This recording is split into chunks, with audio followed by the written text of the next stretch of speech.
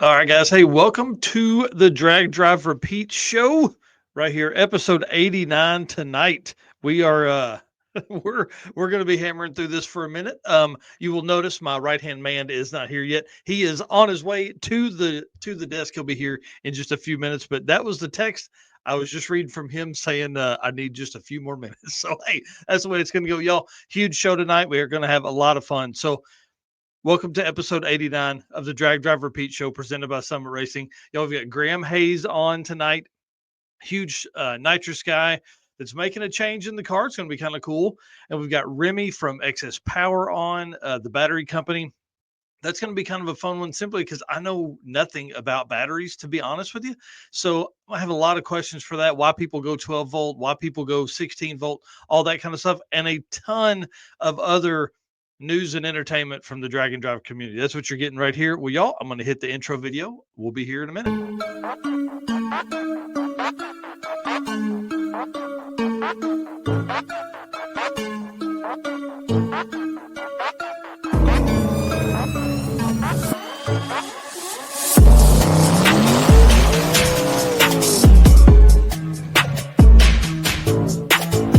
We're gonna pack things up and hit the road, try to make it the next day.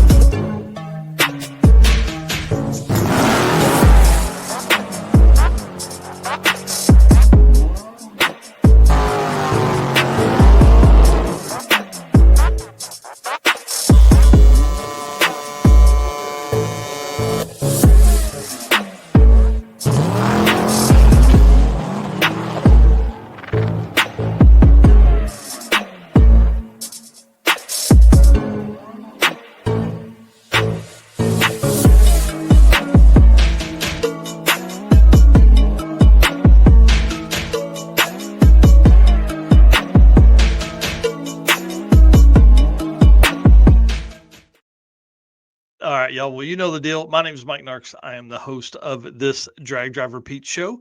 And I see Mr. Eric White is backstage. He's getting his stuff together and ready. I'm sure he'll be on here in just a minute. But I host this show and the Saturday morning news, which is your hour-long episode. So we have 3 hours weekly of the live stream about the Drag and Drive community right here. So I want to start the show off real quick. We'll let Eric get set up here. But I want to say thanks to all of our race car friends. Y'all, I've spent a ton of time this week on getting the show ready earlier, getting news stories, writing articles. I've got a few articles that are in the queue, and we've got a ton of stuff that's ready. I've been editing videos as well, and we wouldn't be doing that without our race car friends. So I want to say thank you so much for being part of this. And then, of course, our sponsors can't do all the travel and all the stuff that we, the equipment and all that kind of stuff without these guys. So I want to say thank you to them, Summit Racing, Molly Motorsports, Driven Racing Oil, Car Change 3D, WAF Racing, Performer Built Transmissions, J-Wire Solutions, Howard's Cams, Sweet Patina, Racing Junk Classifieds, and Power Tube TV. Can't wait to see everybody at PRI. There's a lot of folks that are going to be at PRI. We'll be sharing out booth numbers throughout the next few episodes. I didn't put them in this week's because we went over it last week, but we'll be sharing posts there as well. Mr. Eric, when you're ready, you just give me a thumbs up or you just pop on. So I know you're backstage getting stuff ready there. All right, guys, I don't know if you know this or not, but Summit Racing Speed Legacy began in 1968 as a one-man startup and is now the world's speed shop with 4 facilities and 200 plus catalog editions. They fuel your passion, they save you money, they deliver fast, and they offer top-notch customer service for more than 1,500 brands. Make sure to download the Summit Racing mobile app for easy access to speed parts at your fingertips. Find them on Facebook, YouTube, TikTok, and Instagram. You can also find them on the On All Cylinders podcast if you like automotive discussions like this one. From humble origins to the social media lane, Summit Racing stands by your need for speed. Find everything that you need at summitracing.com. One of the posts that they've made, we kind of go over this for their social media every week. They made a post earlier today setting up a scheduled live stream for tomorrow, or if you're watching this later, November 21st at 1 p.m. Eastern on the Summit Racing Facebook and most likely on the YouTube as well. So Engine Power will be on there with Pat Topolinski. Is that how you say that? I have no idea. and Frankie Foreman. So this is they're going to talk about all things engines, including Pat and Frankie's latest builds and projects. And if you got a question, you need to ask it. I sent in a bunch. I was like, well, how much power have you made? What's your current project cars? All that kind of stuff. So make sure you're following to see what all they've got going on there. Mr. Eric White, how are you this evening, sir? I'm doing good. How are you? Man, I'm great, ready to get this thing started. This is going to be a fun one. I see Remy has already popped in the back. This is going to be awesome. I talked as we went into the intro there about that. I know nothing about batteries. No, me So neither. we're gonna learn together here. So I'm kind of excited about that. And guys, if you haven't done it yet, pick up your Drag Drive Repeat / Summit Racing hoodie or t-shirts. You can get those right there on summitracing.com. We appreciate them. I see camp counselor Bob in here already making comments. Appreciate Danny Fatka in here talking and stuff. Well, let's talk about the some Drag Drive Repeat updates, because obviously being your source for news and entertainment, let's stick on the entertainment for a minute, because this is what is going to kind of lead into some of that entertainment. Is one of these magnetic koozies that Revved Up Laserworks is making. This is a literally, I told Travis, he hit me with the idea. I said yes, let's do it, but let's do like one off, never offered again koozie stuff. So he's made up a few of these already and is ready to make as many as we want. But guys, we're gonna, here it says own a piece of history, pre-order only. That's the only way we're going to do it. And you're going to be able to pick them up at PRI. I don't want to ship these. I'll say that. So if you're not going to PRI, man, I don't know. Maybe you stay away from ordering them, because I think I want something that's kind of fun, kind of like the decals that Eric did up, for our 100 or 100 per day at PRI. I think I'll do that same thing with this. We're not going to give these away. Obviously, these are $15 each because it costs money to do this. And this is special. And they're magnetic. Dude, they held onto the side of his truck up to like 50 miles an hour. I saw that. They are I'm pretty like, sweet. yeah, that's kind of my jam. You could drive around drinking Dr. Pepper out of those things. It'll keep it colder forever, and up to 50 miles an hour. That's pretty good. So $15 at 8 p.m. So here in about an hour, these will go live on the website. So you'll be able to order them right from there. First come, first serve. So if you want the best color choice, you can see here he's got like 3 different color styles. You can come over to the booth, pick up your order right there at the booth. So make sure you do that. And I don't know, we're going to run this pre-order probably until the 11th, and then we'll change it up and see if we need to run it through the PRI weekend. Just because PRI, they frown on people selling stuff there at your booth. So we're not going to sell stuff at our booth, but people can purchase stuff online and pick it up there. There we go. Loophole. That's probably the best way we can explain that. Last bit of kind of Michael Nark's news here. Keith Haney has signed up for the Drag Illustrated Winter Series and has said that I can come down to the U.S. Street Nationals with him, do some recording. We're going to do like a documentary style video, follow his every move during this event for the Black Mamba Pro Mod. But the whole reason this came about is because this is literally the Friday, Saturday before Sick Week kicks off that Monday. So it's perfect timing.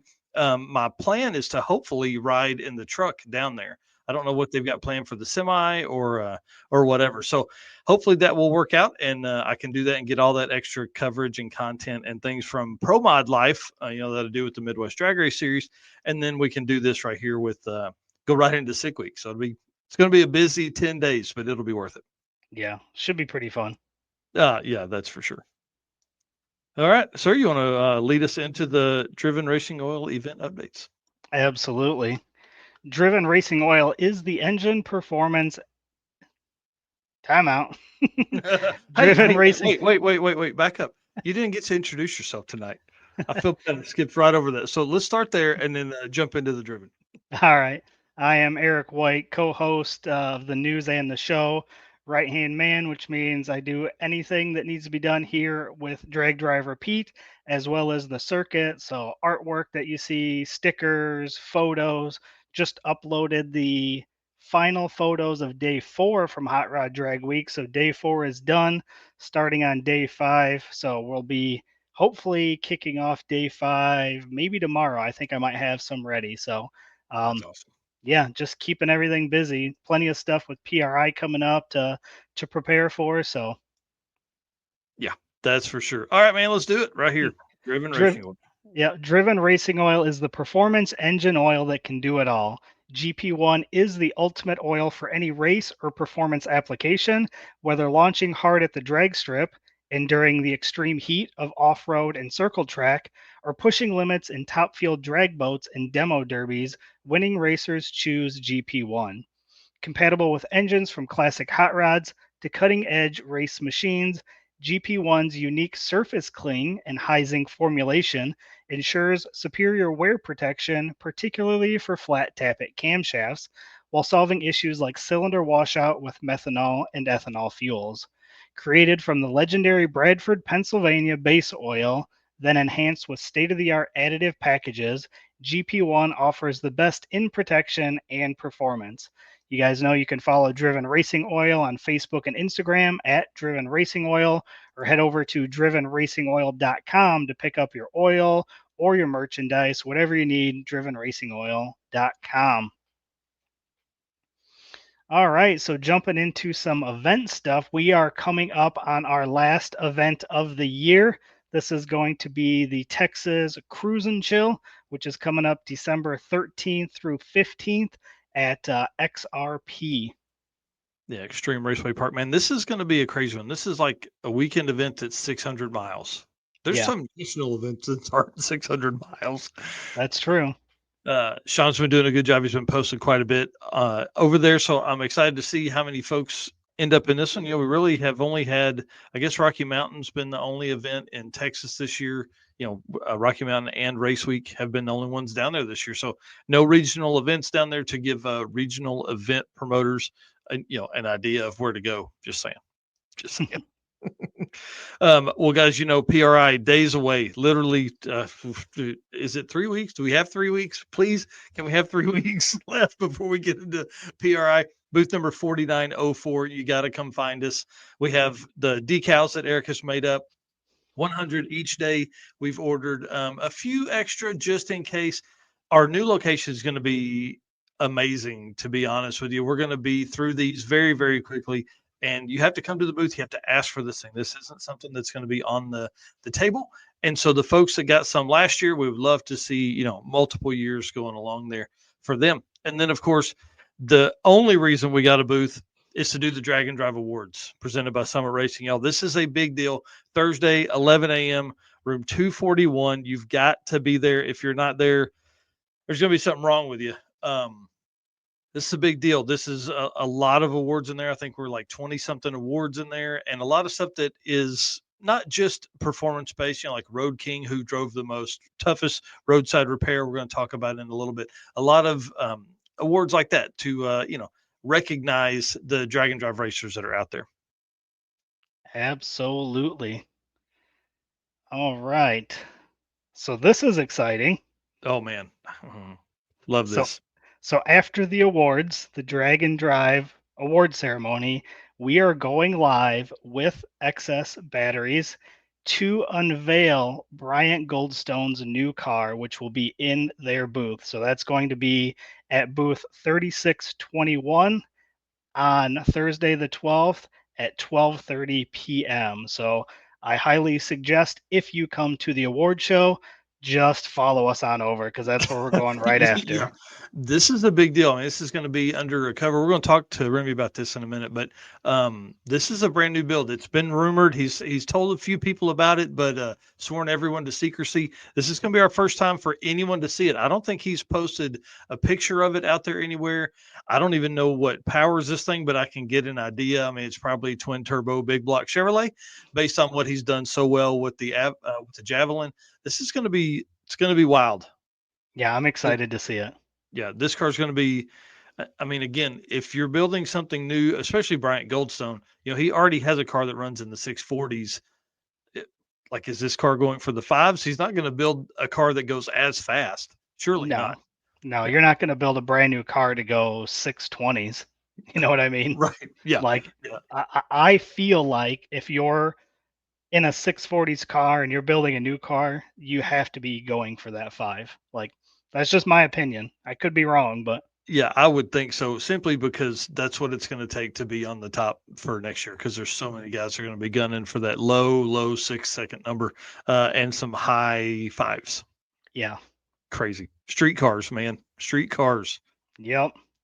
And then next up, so Thursday night, we are going to be hitting the PowerTube TV happy hour with all of those folks. And then we are heading over to do Sick Cart Chaos, again, put on by Sick the Mag. We did that last year.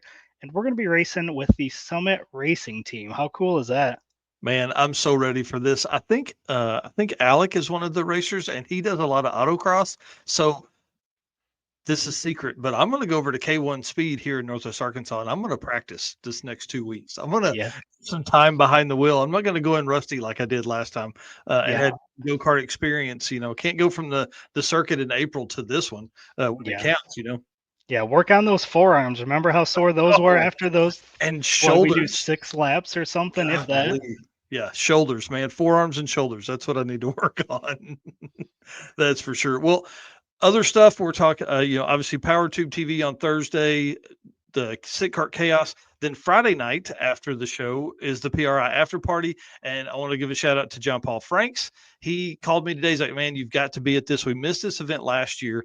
And he's like, you're missing out. Tons of street cars, tons of fun here at this event. And John Paul Franks is getting a booth for the Heads Up Hustle event. So if you're going to be in the area of this, it's like I think at the Indianapolis Fairgrounds. So run by their county fairgrounds. Something I don't know. You'll find it. It's right there. You can look on PRI After Party for the on Facebook and see it. But he's got a booth there. I can't wait to hang out with him again in person, but then also to see a lot of this stuff because the photos from last year looked like there were some pretty cool cars there. Yeah, I remember seeing that. I believe last year we were doing the podcast, right? During this. Mm-hmm. Yep.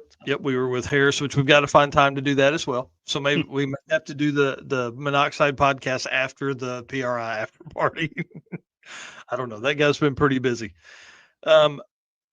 Dude, events in 2025 already beginning. We've got a huge list. I think we're up to 14 confirmed date events for 2025 already. That's nothing. We're going to have 3 times that many by the time we get, hopefully, through PRI. I know Redwood Rally's waiting until PRI to release their dates, and then Hot Rod Drag Week's going to release their dates around there. Dude, this is going to be nuts. So Sick Week, I mean, what's this, month and a half, 2.5 months from now? Yeah. 70 days, somebody said the other day. Yep. Scary. January 28th through February 1st for Sick Week. Starts at South Georgia Motorsports Park, which is kind of cool. Yeah. Yep. Gonna be wild. Then up next is Kakalaki Run. That's going to be in Darlington, March 24th through 29th. Yeah, I'm ready for this one. This is a brand new event. This is hosted by Drag and Drive racers Sharon and Jared Klausner. So this should be a good one. Anytime that you have somebody that has the experience they have doing drag and drives, hosting a drag and drive, it's always a win-win for sure. Yeah. And then the circuit up next, early April 3rd through 6th. And if you guys followed the circuit, Charity with Horsepower on Facebook, you saw my post today. It was kind of I don't know, I'm in this like throwback Thursday memory lane thing with a lot of the posts I've been making for some of the other pages I run. And I went back to look at albums, and 2019 was the first year for the circuit. And so 2025 will be the 7th year that this event's been hosted. Pretty wild, man. So I kind of laid out a little bit of history and what happened when and all that kind of stuff and how the car count has continually increased. And again, April 3rd through 6th is going to be a wild one for sure. Oh, absolutely. All right.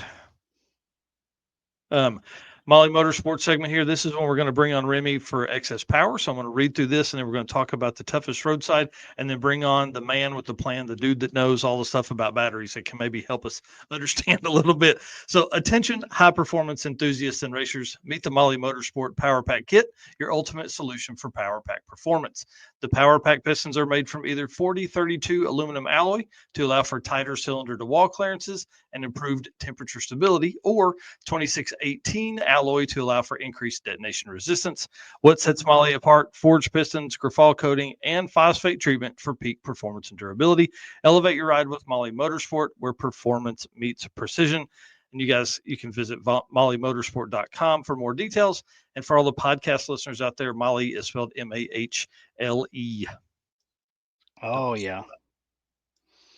So with Molly, their award this year is going to be for the toughest roadside repair. So we have been collecting nominations for this award. So we're still looking for that. We are going to keep running this probably up until beginning of December, I would imagine, maybe end of the first week or so. But we want to know from you guys who you think had the toughest roadside repair in 2024. There's a form on the website, dragdriverepeat.com, where you can submit your nomination. So we'll be announcing the winner at the Drag and Drive Awards show presented by Summit Racing at PRI 2024. So probably somewhere around the beginning of December we'll end that. But Mike just dropped that into the chat, the link for that. So again, dragdriverepeat.com. Under Daily Dose, it's the toughest roadside repair nomination. Yep. Yeah, I'm excited about that. A lot of good ones already. I think we're up to like 17 or something like that nominations. So it's pretty awesome. Yep. All right. We ready to bring on Remy? I think so. Let's do it. Give us a thumbs up. You ready to go? All right. Let's go ahead and bring him in. Hey, Remy, how's it going? Hey, guys. How we doing? Thanks for having me.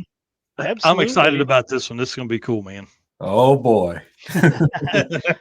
Well, why don't you go ahead and introduce yourself, tell everybody who you are and what you do. Yeah, so my name's Remy. I'm with Excess Power Batteries. I wear a lot of hats within the company. I do a lot of marketing. I do a lot of event planning. I attend a lot of events. I'm behind the camera on social media a lot of the times, in front of the camera on social media a lot of the times. I'm just a talker. I'm information overload, and that's a good and a bad thing. Yeah, you'll fit in good here tonight then. Oh, right. All right. Well, give us a little bit of history about project cars you got, maybe current cars or previous cool cars you've had. Yeah. So I don't like projects because my brain does way better than my hands do. So like right now, I just have a 2020 Mustang, and we're based out of Knoxville, Tennessee. So very close to the tail of the Dragon. The Mustang is very set up for that. It's not a straight line car. It's suspension, brakes, tires. Like it's that route. There you go. Before then, I had a Ford Fusion Sport. It was 2018. It had the twin turbo V6. I promise I'm not a Ford guy. It just happened to be that way. And then my car before that was a Focus ST, which sort of started the whole Ford train, which, I mean, again, like my parents drove GM. It's just, I guess my hair is just red and just happened to go that way. But lots of Fords in my past, but also like for me, I like mountain roads. So being super close to, curvy mountain roads outside of like, California or Colorado, like right here's where it's at. Yeah. Oh yeah, and I would think now in Knoxville, there's a lot of drag strips around you, but there's probably more curvy roads around you than there are drag strips. So it's not a bad choice. You know what I mean? Oh yeah, we actually do partner with a lot of the drag strips that are local to us as well. Like we normally have a what we call our Excess Power Showcase. We usually have that at a drag strip, and we usually have as many different facets of the automotive space like come together, like drifting, drag racers, audio competitions. We usually have. We try to keep as good of a relationship, especially locally, that we can with as many automotive sectors that are here just in the area. So it's pretty cool. Yeah, for sure. Well, why don't you give us kind of a 10,000 foot overview of XS batteries, and then a little bit of history there of what you do and how long you've been there, stuff like that.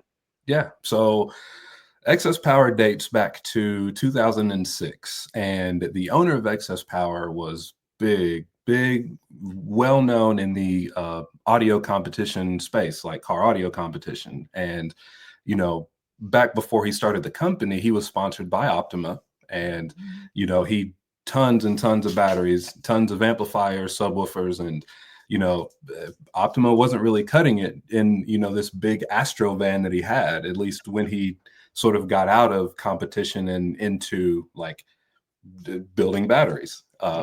He's an engineer. He was an engineer by trade, and you know, he just decided, hey, I'm going to make my own batteries, and I'm going to try to make it better than everybody else's. And you know, here we are now with 13 different lines of batteries, 5 different battery chemistries, and it's, you know, our stuff basically just everywhere, and it's a lot to keep up with sometimes.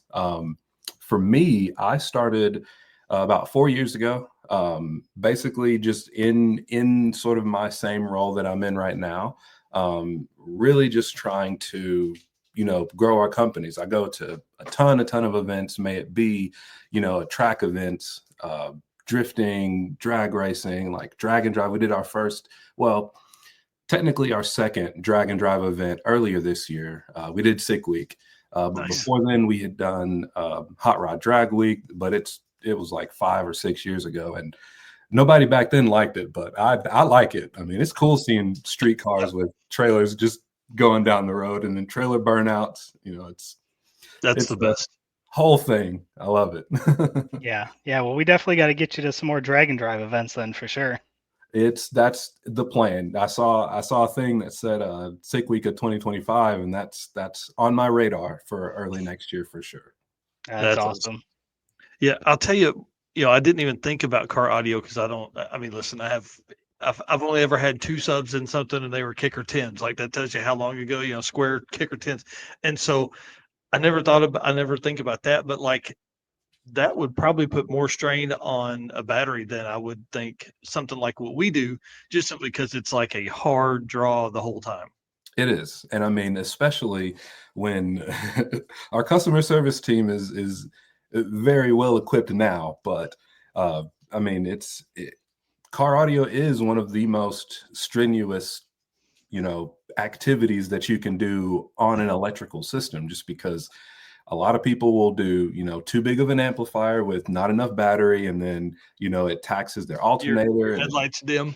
oh, buddy, their car shuts off because Yeah. there's like no voltage like in the car at all. Nice. But yeah, I mean, it's definitely one of our biggest markets for sure, just because we, just not to toot, but I mean, we have some of the highest energy storage like you can buy within, you know, group sizing. Right. Yeah. So that basically, my whole mentality here today was drag and drive stuff, and it really kind of, you know, how big of a part does the battery play in an electrical system in like a drag and drive car, or really, I guess probably any street car at this point. Yeah.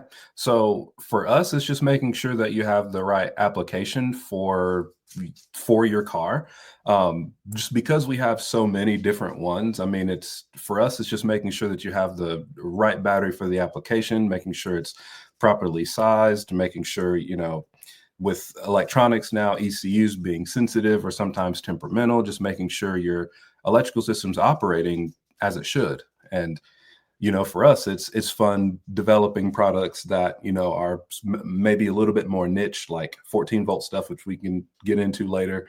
I promise I won't talk your ear off, but we can get into that. And then just, you know, different technologies and like sort of pushing the boundaries as far as, you know, not only sustainability in some instances, but just overall, just flat out performance. Interesting. So the question I have here and I sent over was like, are there different batteries for different power levels? I guess the battery doesn't care how much engine power you're making, right? Like, Exactly. yeah, Yeah. it cares So, how much you're going to turn that alternator and what, you know, just walk us through that. Like, how does that even make sense in my head? yeah. So there really isn't a uh, there really isn't a difference of batteries for like a specific power level. So we'll take, for example, there is a gray El Camino that is all over the internet. I'm sure you've seen it. He runs one of our 14-volt batteries, one of our 14-volt AGM batteries in his car. And I've told him plenty of times, like, hey, we've got something lighter. We've got, you know, something that'll operate in that 15.5 to 16-volt range where you like. And he uses his battery for scale. So as as an example, like we do have almost too many products, but again, like most of our products will fit different applications and in different scenarios, for whatever it's supposed to be in. So like for him, he uses it for scaling, even though we've got something that's a little bit better that'll work better for him. But again, going back to like our daily driver, which is, our most popular 12 volt is our D3400. And, same gentleman. He's got a white Mustang with an Oreo wrap all over it. That same battery that helps that car run sevens is also one of our most popular for just daily driving. So, I mean, wow. When you have enough power to be able to not only be multifaceted and going from, application to application, pretty much, like you said, batteries are just energy storage, and our job is to produce the highest capacity that we can just to make sure your electrical system is up to the job. Yeah. It's pretty cool. Kind of going back to what you said about the, the owner deciding he was going to create his own battery. I couldn't imagine, because like my brain wouldn't even know where to start on like developing a battery. So pretty wild. Yeah, he actually told me a story. He said that, one day when he was in college, he actually took a battery apart and was like, "Oh, so this is how you make it. Okay, let me try." And then, here we are. He funny enough, he actually came from Power Master. He had a short run there, and now they're as successful as they can with alternators. And we see a lot of the combinations of either Power Master alternators with our batteries or like MechMan alternators with our batteries. Mm-hmm. Also, they're more toward like the audio side, but again, like our roots are pretty much just electric. No pun intended. Right. I like it. And that's that to build your own, because you need more power, you need your own setup. Like once you take the top off a battery, it's probably not that hard. But then the hard part is figuring out, okay, what materials will work best for this, and then a ton of trial and error. I would hate to see the pile of non-used battery material that you guys carry around there. And it's funny because we do, especially with the different types of lithiums that we have, we really do. We'll test some things, and if it's not up to snuff, then we'll build something different. Like we'll try. I mean, we've got a facility in upstate New York that actually does a lot of our lithium assembly and building and even manufacturing. So, when we decide to put something together, like in, like a capacitor, for example, we manufacture our own and we build them to look like a regular battery. Well, again, like if the cells aren't at the level of performance that we want, then I mean, it's pretty much back to the drawing board. Again, like, lithium as a whole has had a illustrious history. So it's an uphill battle of making sure that, our products are up to our standards and that they're able to actually perform just as well as anything else that's, twice or even 3 times the weight or even size. Wow. That's cool. It's a lot. Brandon here saying he's got an excess power goodies for his 4-wheel drive drag truck.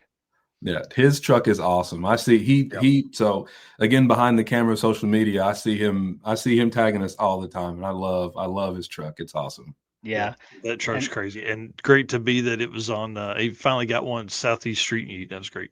Yeah.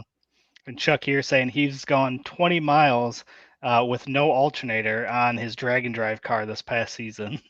That's, I actually met Chuck and the gang at Big 3 on Sick Week earlier this year. And, what's crazy is that the Titan 8 RSVS5 isn't really made to work without an alternator. But the fact that it did is good. Right.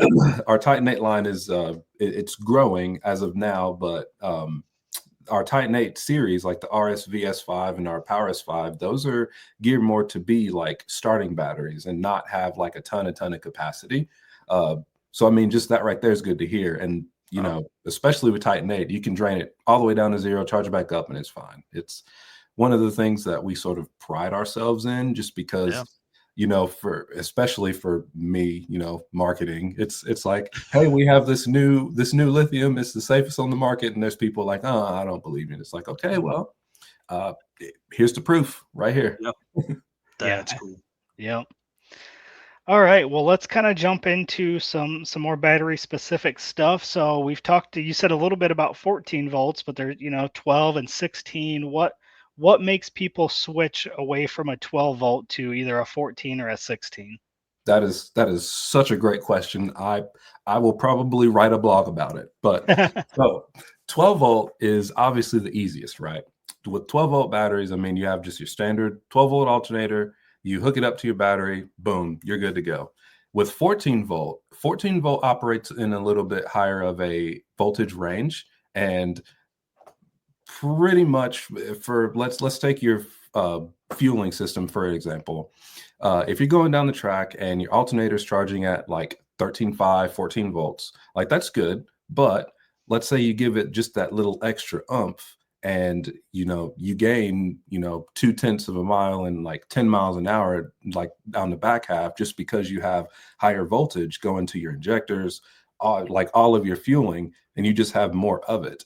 That's what we see with our 14 volt guys, and it's not a terribly large market for us, but I mean, people do see results, which is awesome. Mm-hmm. On top of that, with 16 volt, not a lot of people run 16 volt with an alternator. So with people that run 16 volt, we call them total loss applications, like circle track guys, like dirt late models, drag racing, like not drag and drive, but straight up drag racing. They'll get a 16 volt battery and just constantly drain it, total loss. And from there, they'll just recharge every time they pull back into the pits, they'll just charge it back up. And I mean, so a 12 volt battery rests at around 12.8 volts, 14 volt battery rests at around 15.4, 16 volt battery rests at about 16.8, but the charge points you could basically round up to 2 volts. So 16 volt would actually charge at 18, which is a little bit higher than a lot of factory components will accept, which is why 14 volt is good, because if you're charging at 15.5 to 16 volts or closer to 15.9, you'll have pretty much no issue even running like a stock computer. And that's more or less like that market, just because, and again, we've tried it. You put a 16 volt battery and just hook it up to a car, you flick the key and nothing happens. Well, there's sensors that are in a lot of these electronics that won't allow them to run, but they will allow them to run below 15.9 volts. So that's sort of where 14 volt comes into play. And again, I mean, with batteries just being, energy storage, we see a lot of our stuff being used in marine applications too. I mean, 2 12 volt batteries make a 24 volt battery. So you think like a trolling motor or something like that on a boat, or like an RV that has a 24 volt inverter that converts. It's fun. And it's also fun to see, the crazy projects. Like, talked to a guy early this year who has a hydraulics system on his car, and he runs 10 12 volt batteries on not 10. He runs 6 12 volt batteries on a 72 volt hydraulic system, and then a 48 volt system for some other. I mean, this car has 10 batteries in it. I'm just like, you need gloves, because when you start to get to those higher voltage levels, it can be intense. But yeah, I mean, for us, I mean, between 12, 14, and 16 volts, I mean, that's kind of the gist. But I mean, again, we do see people put alternators on a 16 volt battery, and it's fine, but you're kind of limited even more so at that point. It's interesting. Yeah. I can see Mike's wheels are spinning over there. I'm doing the math on 10 batteries. Like, dude's got 450 pounds worth of batteries in this car. Oh, he did so he did 10 of our group 31 batteries, which are 84 pounds each. I mean, and the thing is, just bouncing away, I'm just like, I feel bad for the frame of that car. Right? That's kidding. Crazy. Wow. So I'm just going to flip through some pictures while you guys talk a little bit more here. Yep. So Chuck here saying, Remy, you're awesome. Appreciate your knowledge at Sick Week. Yeah, him, those guys, and who else did I? It was I forgot his name, but he's got the burnout van, the plumber's crack burnout van. Yeah, I can't think of his Nick. name. His name is Nick. A funny story I had with him is he also runs one of our 14-volt batteries, and he was having an issue where he had a Holly, or he has a Holly. I forget which system it has, but it's the big screen, and it would flicker on and off. And I asked him what voltage he's running at, and he was like, when I'm charging, it's at about 16.1. I was like, okay, well, you have a externally regulated alternator. And he said, yeah. I was like, give it 2 clicks down, put it at about 15.9, see where you're at. He came back over 5 minutes later. Dude almost gave me a hug because he had no idea. Like and that's sort of on our part. We're working on getting better about putting more information out there, but he just didn't know. Like once you get to that 15.9 ceiling, especially on a drag and drive car that doesn't have like the specific ECU or ECM to, accept it. He didn't know that he was going to have issues with that. And then, Chuck and the guys at Big Three, I was just hanging out, and they just happened to come over. It's like, hey, I've got one of your old batteries. I want what's this new one? I was like, let me tell you about it. Right. And they ended up saving. I think they saved about 40 pounds out of their Pontiac wagon that they have. Man, that's huge. That's huge. Again, like it's like either you shave metal, weaken your structure, or save 40, 50 pounds on a battery. Yeah, you find it somewhere else. Yeah. I imagine that people probably don't think about that right away as a place that they can save weight, honestly. Yeah. So. And even so, like I'm going to jump back, but even talking about like the performance of our batteries. So what happens is a lot of the time let's say you're on the trans brake, you're about to take off on the line. You get about halfway down the track and your voltage is starting to get down to like the 13.0, 12.9, 12.8. Well, the thing that some people may not realize is that you could be overspinning your alternator. So at that point, the battery's resting voltage is usually around 12.8 volts. So let's say, for example, you take let's call it an auto parts store battery out, you drop one of our batteries in, and you're able to maintain that higher voltage even if you're overspinning the alternator. That's one of the benefits from us, is that even though you need a bigger pulley on your alternator, let's be honest, even if you're still going to have that performance and maintain a higher voltage level to at least keep more power in your car at the end of the track if you are. Or most people just have too many electronics for their car, and they just can't even get charged all the way up.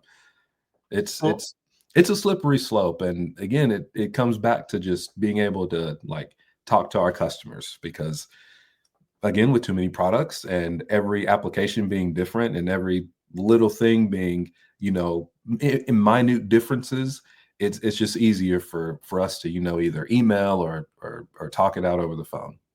Right. And so you're talking about a bigger pulley, but doesn't that create struggles when you're cruising or idling in traffic? Because now your alternator isn't turning enough to maybe charge. So again, that's where having a battery that's kind of built for that. So what questions should a person have when they're making this call or sending this email? Like what all stuff should they have together?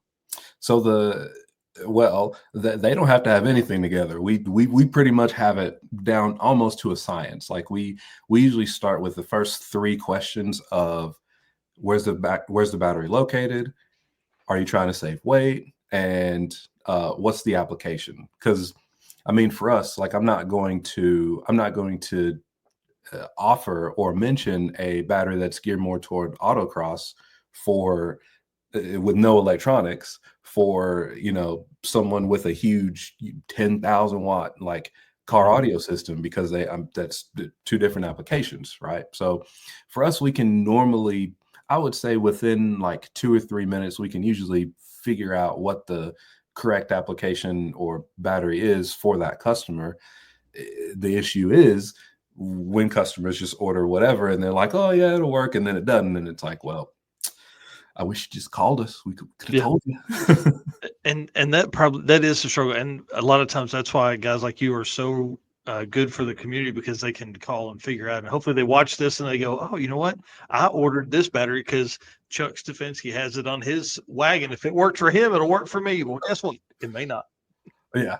Well, and that's also the thing. Like that's so for me, I'm a big Titan 8 fan. Like I've had one in my Mustang for about 3 years now, and I've had no issues out of it. But also, I shouldn't I only work for the company, right? I shouldn't have any Right. issues with it. Yeah. But I mean, at 9 pounds with 1,500 cranking amps, I mean, it's kind of hard to beat, especially in the factory location. So it's again getting down to a lot of the engineering, which I am not an engineer. Scotty himself, the owner of the company, he knows what he's doing, and That's awesome. for us, it's just having the right people like at the right place to be able to you know talk the customers through the products, because I mean, it's tough because our phones are ringing all the time, and it's like we got to get to everybody, or else they're going to get the wrong information, or they're going to get their wires crossed, and it's not fun. Yeah. Alan Williams here saying a weak battery cost him a set of push rods, but your 16 volt has cured all of his problems. And it's funny because when so I'll quick story on the Fusion that I had.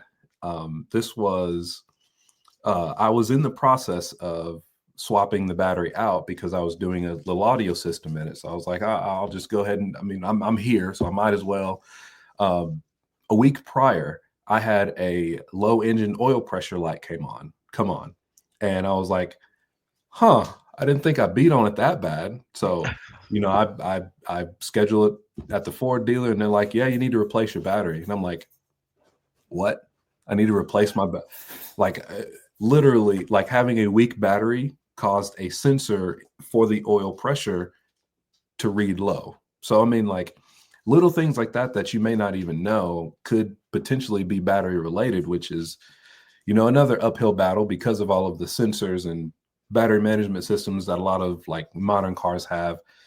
It's fun, but on the other side, it's like, well, I mean, let's just replace your battery and see if it fixes your issue. Right. Yeah. Man, Some people we just can't help. I want you to stay on here for another hour. I did not plan for this. Again, I know nothing about batteries, so talking to you really helps increase my knowledge there for sure. Remy, I'd love to have you back on. Yeah. Maybe before Sick Week we can talk and kind of give some people some stuff. Can you please tell everybody where to find Excess Power on all their social media, website, and all that stuff? Yeah. So our website is excesspowerbatteries.com.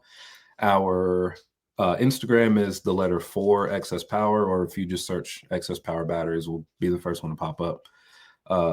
Facebook is facebook.com/Excess Power, which I mean, it should be the first one that pops up. We have a TikTok. Our YouTube is also Excess Power Batteries, and I try to, given the time, I try to get as much content out as I can, especially that's helpful content. And Scotty told me the other day that I need to start writing blogs. So nice. It's also going to be another project on our website. Just little things like why is my battery swollen? Like why just things like that people just need to know. And it's again, it goes back to just having people in place to be able to do those things. And even if it's 12-hour days, it's still things that need to get done. Then you make it 14. It's fine. Right. Believe me, I live your life, brother. Believe me. Well, what's an extra hour here and there? Yeah, it's nothing. Well, guys, again, listen, I want to say thanks to Remy. This is a big deal for us to be able to do this. I know they wanted to unveil. This is a huge car for the community. This is a big deal. Brian Goldstone has built a brand new car, and it's going to be unveiled at the Excess Power booth. You can find it all weekend, booth 3621 at PRI. Please go over and say hi. Please go over and ask these guys strange questions like what I've been asking him all night tonight. They'll know it. It'll be great. And again, just want to say thanks for coming on tonight. And we're going to, man, there's a lot of questions that are rattling around in my head. I'm sure y'all saw me kind of staring off into space because there's a lot of knowledge to be had there, and we really appreciate you coming on, man. You're welcome. And I will say, I have seen pictures of his car. Nice. He obviously told me not to spoil it, but Oh, Oh bring yeah. it on. mm. Bring it on. Yeah, this is gonna be a great one. And man, I'm telling you, like we said earlier, this car is gonna be, if Bryant Goldstone's building something new, it's gonna be bad to the bone. Yeah. When he does something, he does it. Oh yeah, That's that's right. for sure. All right, Remy, thank you so much, man. Appreciate it. Have a great night. Yep. Hey, Thank thank you. you for having me on. Thank you, guys. Yep. How cool, man. I'm telling you, I could talk to that dude for another hour. Yeah, for sure. And There's a lot of information there. yeah, and a big shout out to Goldstone for introducing me to Remy. So um, they're gonna have a banner up, and with him running excess batteries, there's gonna be one of the photos. I believe was it from Havlicks, I think, that I sent to them. That's gonna be on display. So thanks to Bryant for introducing us, and I'm excited to check out their booth and actually get a chance to meet in person and see the new car too. Yeah, yep, that's exactly right. Well, let's get to this thing, man. We got to get rolling. I can see Graham is backstage, so we've got just a little bit for you, Graham, and then we'll be on momentarily. Well, guys, JWire Solutions, our buddy Jay Blanchard, expert car and marine wiring solutions you can trust. JWire Solutions can wire and plumb your hot rod, drag car, and race car, drag and drive car, all that and more. Plus, they offer products to make your driving experience better, like the blinker module. This is a big deal. You guys don't even understand. This is a must for drag and drive cars. The module allows your rear turn signals to continue to blink while you have the brake pedal applied, just like the stock car did way back before you ripped all the wiring out and put an aftermarket wiring harness in there. So jump on jwiresolutions.com, pick up all the stuff. He's got a ton more. We talked about a lot of the stuff with him on episode 88 that had a lot of his relays and why it was all important and everything like that. So let's talk about some other news though. This is pretty wild, man. Yeah, so I'm sure everybody saw this. It has been all over social media, but roadkill is no more. How disappointing is that? Yeah, it's pretty wild that all of a sudden they closed it's like the Motor Trim production, like all of the TV stuff is gone. They're closing down. What really blew my mind was they said they had 41 billion with a B in debt. Bro, somebody's got Wow. to learn to borrow money, right? Or something. I don't know. Or somebody did learn to borrow money, right? Yeah, yeah. So Motor Trend has shut production down of Roadkill. So man, Yep. it's that's sad. Yeah, and it's not just Roadkill, dude. It's so Roadkill season 3, season 13 will be the last one, but it's Hot Rod Garage with Alex Taylor and Lucky. It's Texas Metal, it's Roadkill Garage, it's Faster with Newburn and Cotton, it's Full Custom Garage with Ian Russell. Like, dude, crazy. Like Yeah. a lot of the shows that you watch and that are like legit car shows, they're not going to be around anymore. Yep, yep. It's like most of the production media stuff is just Yep. it won't be there. Now, obviously one of the biggest worries for everybody that is in our community is, what does this mean for drag week? What does this mean for any hot rod event, power tour, things like that? So Mike Galemi finally spoke up on it. Not finally, I mean, it took him 2 days to put it out, but hey, he's probably getting this stuff together, making sure he was saying it right. But he said on Facebook, he said, there's been a lot of chatter and downright fake news being reported after some breaking info yesterday. He said, I wanted to make a simple and direct statement. Hot Rod Digital and print, then he edited later, said Motor Trend editorial and events, Drag Week, Power Tour, and other editorial projects are unaffected by the changes happening in the TV programming. He said there will be announcements coming soon regarding Drag Week and Power Tour schedule and locations earlier than previous years. I promise. I think they typically have always planned it around PRI, but he said the Hot Rod Magazine Winter 2025 issue is heading to newsstands and is out to subscribers. It includes drag week coverage and many other types of badass street cars. He said we had a successful relaunch of hotrod.com and a banger at SEMA show as the brand continues to grow and change for 2025. We look forward to seeing our friends at PRI show next month. So I think that probably puts that hammer in Yeah. that nail right there to let everybody know hot rod stuff is not going away, and none of the digital and the print stuff is going away. It's literally just the new TV stuff. And from what I understand, Motor Trend or Hot Rod TV or whatever it's called will now be like a rerun place. So you'll still be able to watch all of your stuff. Plus, all of the stars have gone and created their own, YouTube channels and all that kind of stuff. Right. So you'll have plenty of stuff to watch from there. Yep. Still disappointing to see, but Yeah. The happens. one thing is, I think it will allow for more YouTube. It's Oh going to allow yeah. for more coverage, more time for these guys. I mean, Freiburger put a deal out about it and stuff like that. So it's going to allow for more opportunities for those guys to be creative. I think it'll probably bring some sponsors, more sponsors into the drag or to the automotive industry, because a lot of those folks spent money with Motor Trend to be on the channel as commercials in these shows and stuff. And now, are they going to spend that with these YouTubers? And, if a YouTuber is getting the money, it's 100% passed through to the YouTuber to spending money on all that stuff. It doesn't have to go through this huge, gigantic conglomeration of a company. And then a little bit gets down to the bottom. So we'll see. I don't know. I'm excited. I hope that means a lot more automotive YouTubing. Yep. Absolutely. Yeah. All right. All right. Well, at this point, we want to once again thank all of you guys, all of our race car friends, everybody in the chat. Again, you guys keep us motivated to keep doing this when we're writing notes, late into the night and directly before the show, finishing stuff up. And again, we can't do this without the help from our sponsors, Summit Racing, Molly Motorsports, Driven Racing Oil, Car Chains 3D, WAF Racing, Performabuilt Transmission, Howard's Cam, Sweet Patina, J-Wire Solutions, who is not on this one, Uh-oh. Racing Junk, and Power Tube TV. Thank you guys for helping us. And the gentleman's agreement. We talk about this every week. We are going to continue to do what we do because it's what we do, it's what we love. All we ask in return is that you guys share out these posts, these live streams, our videos, like, subscribe, invite people to the Race Car Friends group. As long as you guys are willing to do that, we are going to continue on our end putting out shows like this for you guys. Yep. And then PowerTube TV, can't wait to hang out with these guys. Rev up your engines with PowerTube TV, the ultimate destination for automotive entertainment. Stream for free on the web, Roku, mobile apps, and more. Catch replays of our shows and exclusive content from top creators. Also, tons of classics like Pinks and Pastime. Always good stuff there. And then plus original new shows they are developing over there.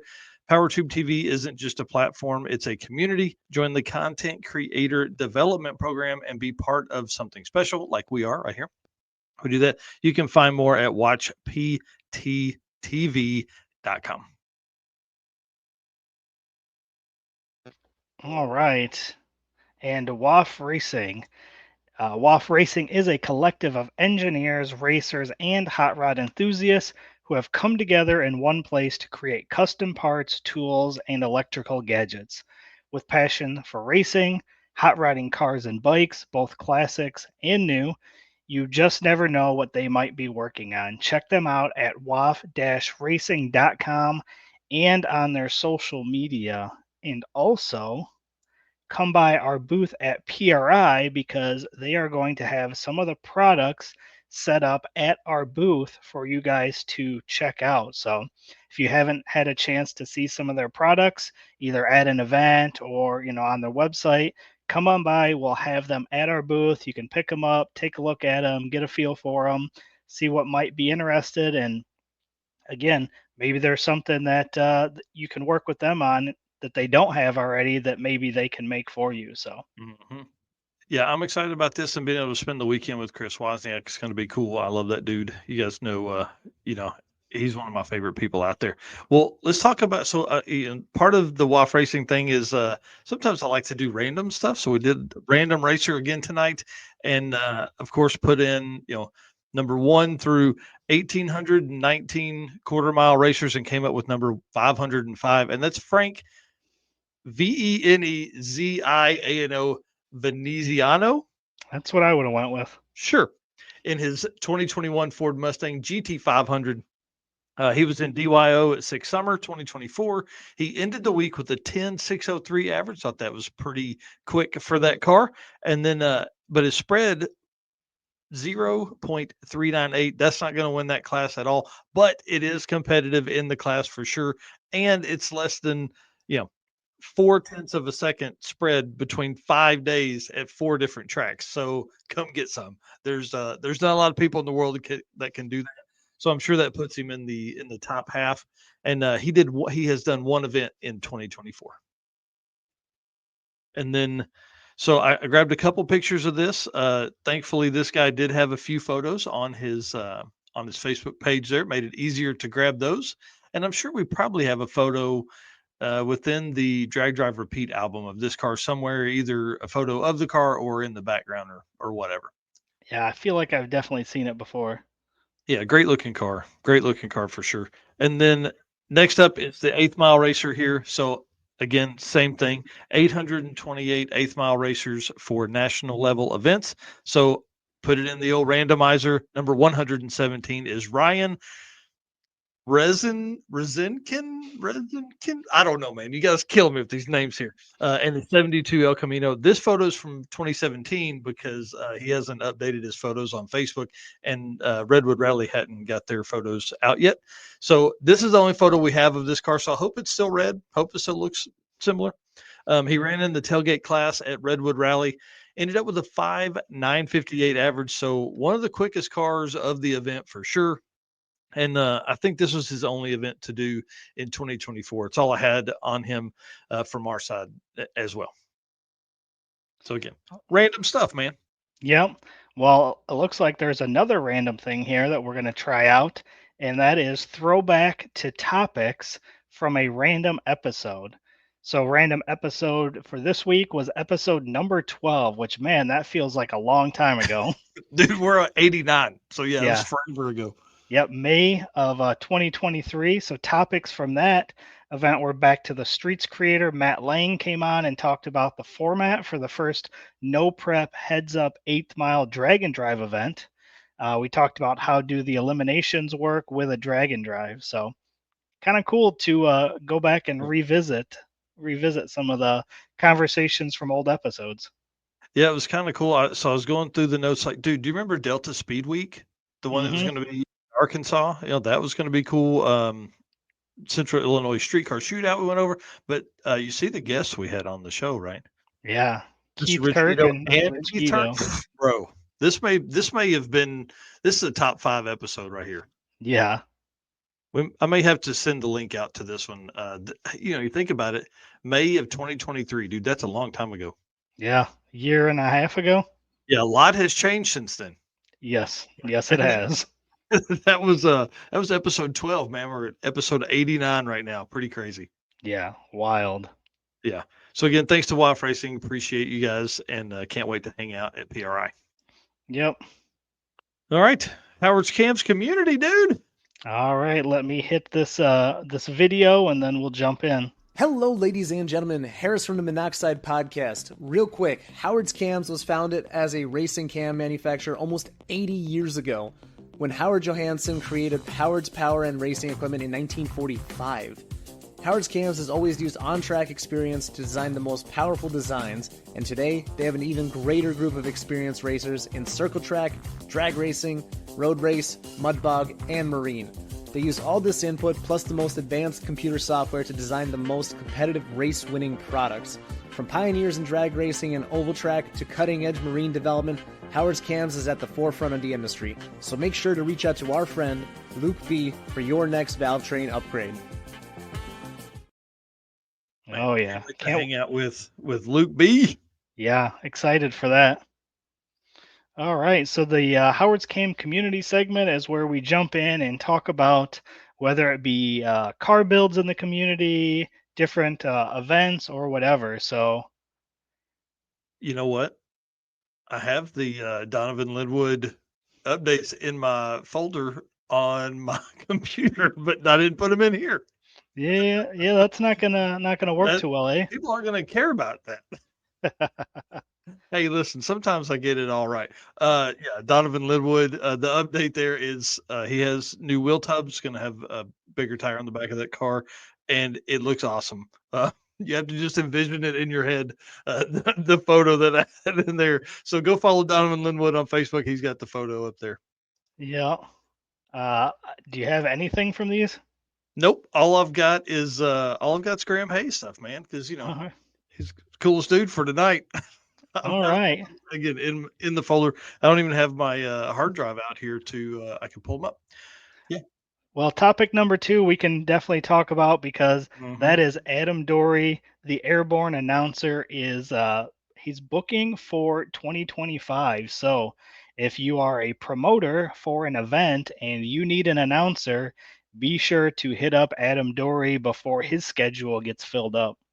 Yeah, I love that dude. He is a great announcer for sure. And then our last topic here before we bring on Graham is Matt Blasco. We hinted at that the other day, and he still won't let me share photos of this stuff. But he said that he finally got his air intakes 3D printed out of polycarbonate carbon fiber, and they look good. And now just have to dyno the car and make sure it's good. They switched to alcohol instead of C16 and removed the intercooler for packaging in the new car. So if you've been around Matt for a while, you can probably put together what he's putting together. This car's going to be nuts, man. And sick week 2025 is kind of the plan for the debut. So fingers crossed, we'll see. There we go. Yeah. All right. Well, Graham getting set back up here. I want to this dude is really a ton of fun. I'm gonna talk about it before we bring him on, but he is anytime we see him at any event, he's always having a great time. No Oh, matter yeah. if he's really having a good time or not, because he's had some wild times for sure at some of the events. So we're going to talk about some of that. We're going to talk about the current car project. We're going to talk about what how he got there and all that kind of stuff. So let's bring on Mr. Graham Hayes. Sir, how are you this evening? How are y'all doing this evening? I'm doing great. Dude, We're we're good. having a blast. I'm excited about this. You and I have probably in all the times we've been together have spent 20 minutes standing next to each other. So we're gonna get to hang out for about 30 or 40 minutes tonight. So Yeah, yeah. You weren't hanging out with us at Drag Week, Eric. We got to hang out for a while, but we don't Yeah. know where you were. He must have been snoozing. No, he had to leave to go to what was it, a Midwest Drag Race Series yeah, event. the big pro mod race. Yeah, dang. Yeah. Well, I missed that for sure. You did. You Yeah. did. We had a lot of fun. Yep, it was a good night that night. We stayed out too late because the next morning we woke up and had to take the oil pan off before we left the parking lot. Oh, no.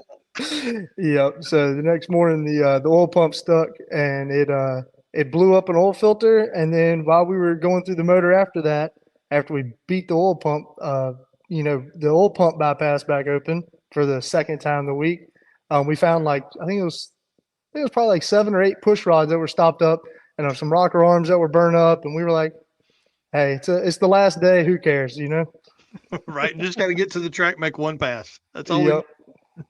It Man, did that's it. So That's awesome. Well, we definitely want to talk about that car, but I want to back up. I want to talk about like how you got to this 7-second car. Like walk us through some of the cars you had in the past. yeah, so my very first car, well, actually, shoot, right there, it's a 82 S10 that is, I bring it out, we say I bring it out every 3 or 4 years.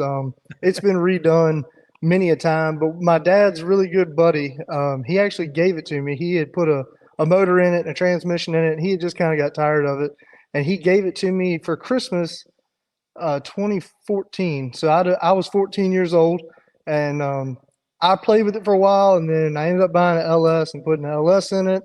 And I believe the first time we went to the track, I was 15. I know I couldn't drive because my parents took me there, and I believe it ran a high 13 the first pass, and the second pass it broke the like $8 cheapo spool I had for the whatever junky rear end was in it, and it locked the tires up, and I spun it around backwards at Virginia Motorsports Park.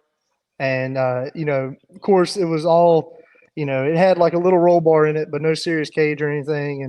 And after that night, Dad came out and said, "Are you going to keep doing this?" I said, "Yeah, I am." He said, "Well, I want you to be safe." So we took the truck and it got like an 8-point cage in it, something a little Yep. safer.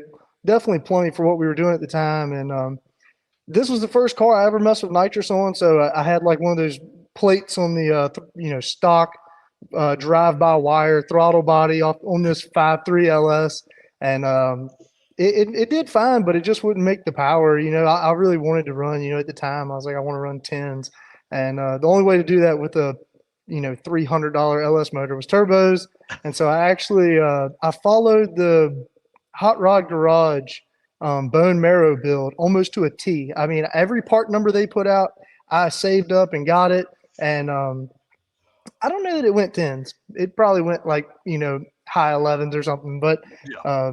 we definitely played with it for a long time. And so that was my first introduction. And I mean, I welded the quarters in it. I painted it when I got it. It was 4 trucks or 5 trucks he'd put together. If you take the interior out of it, there is more colors in there than a Crayola box. That's And awesome. yeah, I mean, we did a bunch of work to it over many years, and really, it really taught me. It was really a good foundation, to learn Mhm. on, and nobody cared about it. So if you messed it up or did something wrong, I mean, the guy that gave it to me, I asked him a question one time, and he said, "You have a welder and a grinder. There's nothing you can't mess up that you can't fix." So I'm sure there's some stuff on it that's terribly unstraight from a 14-year-old, putting Yeah. cab corners on it, but it looks decent from 50 foot away. So Yeah. There you go. And it looks good. What's it run now? um at sick week, the first year of sick week, the first day was the last time it went in the quarter. I want to say it went a bottom 8, maybe a high 7. It's a Oh, yeah, it's a single turbo 408 LS. It's got some good stuff in it, but it's still stock block deal. It's more down to earth than most of my other stuff is, I would say. So it's got a 750 cage in it now. It's all chrome moly, nice 9-inch cow tracks. It's a fun truck, but I'm actually putting it back together to run our local heads up 8th mile next year. I'm going to run it in our local streetcar class. They're kind of booting me out with some of our other cars we bring down there. So Nice. Well, why don't you give us a little build recap on both the gray and the purple car? okay, yeah. So the purple car came about because of drag week. A family friend had bought a car to go do drag week, and we went down to the auction. Or I guess he was buying. He was going to buy it at this auction, and while we were down there, there was all these really nice, incredibly bespoke, just mint muscle cars, and then there was this one purple Nova that somebody had destroyed, and all these people were talking about how it was going to sell for no money, and if it was all original, it would be so much better. And I fell in love with it. I was probably 17, 18 years old. I fell in love with it. And my dad walked around there and he said, "You like it?" And I said, "Yes, sir." And he said, "This is the first car that me and you both like." We both, he loved Corvettes. I wasn't a big Corvette guy. I loved, the G bodies, and I like stuff that was a little weirder, I guess you would say. And he was like, "I like a Chevy too. You like a Chevy too." And so we ended up, he said, "You got this much money to go play with," and it sold for way less than that. This thing, nobody there liked it. They all had their noses turned up in there. And we actually drove like a passenger car down there. So we had to drive like 5 hours home, get a truck and trailer, go back oh, down there. Yeah, it was completely unplanned. And Dad was like, "Hey, we got us a car now, so let's do drag week." And it had a 454 in it that was probably a 400 that they claimed was like some built, to the hill motor. It was probably out of some farm truck. And it had a power glide in it that my transmission guy at the time said was the worst power glide he'd ever laid eyes on. And he said when you spun the input shaft, it made noises, that you just couldn't believe. Um, and I drove it with that in there, so it was impressive, I guess. But that was probably about 3 months before Drag Week 2019, which would have been my first event I ever went to. And I'd been seeing it on TV and everything else. I really wanted to go, and Dad wanted to go, and so we actually took it up to one of our family friends that Dad raced with back in the early 2000s, is Pat Bennett Race Cars. And we got up there, and he was going to put a motor in it and maybe build some headers and do just whatever the car really needed to get it ready to go and get the cage up to cert for drag week. And I think he ended up redoing pretty much everything that was on the car. The cage was just really and truthfully nothing. The motor, like I said, was nothing. I think it made like 200 horsepower to the dyno. And the trans, so we ended up going through the whole car. And like I said, it was a pretty quick little build. And we ran Pro Street Power Outer was the plan. But with, I think it was like 2 days before drag week, the car had just cranked up for the first time. We went to the track. I don't know if we tried to spray it and something went wrong or if we never tried to spray it, but we ended up saying, hey, we're just going to run Pro Street NA. So we ended up taking the car and pulling all the nitrous off. We went to 19 and we finished second.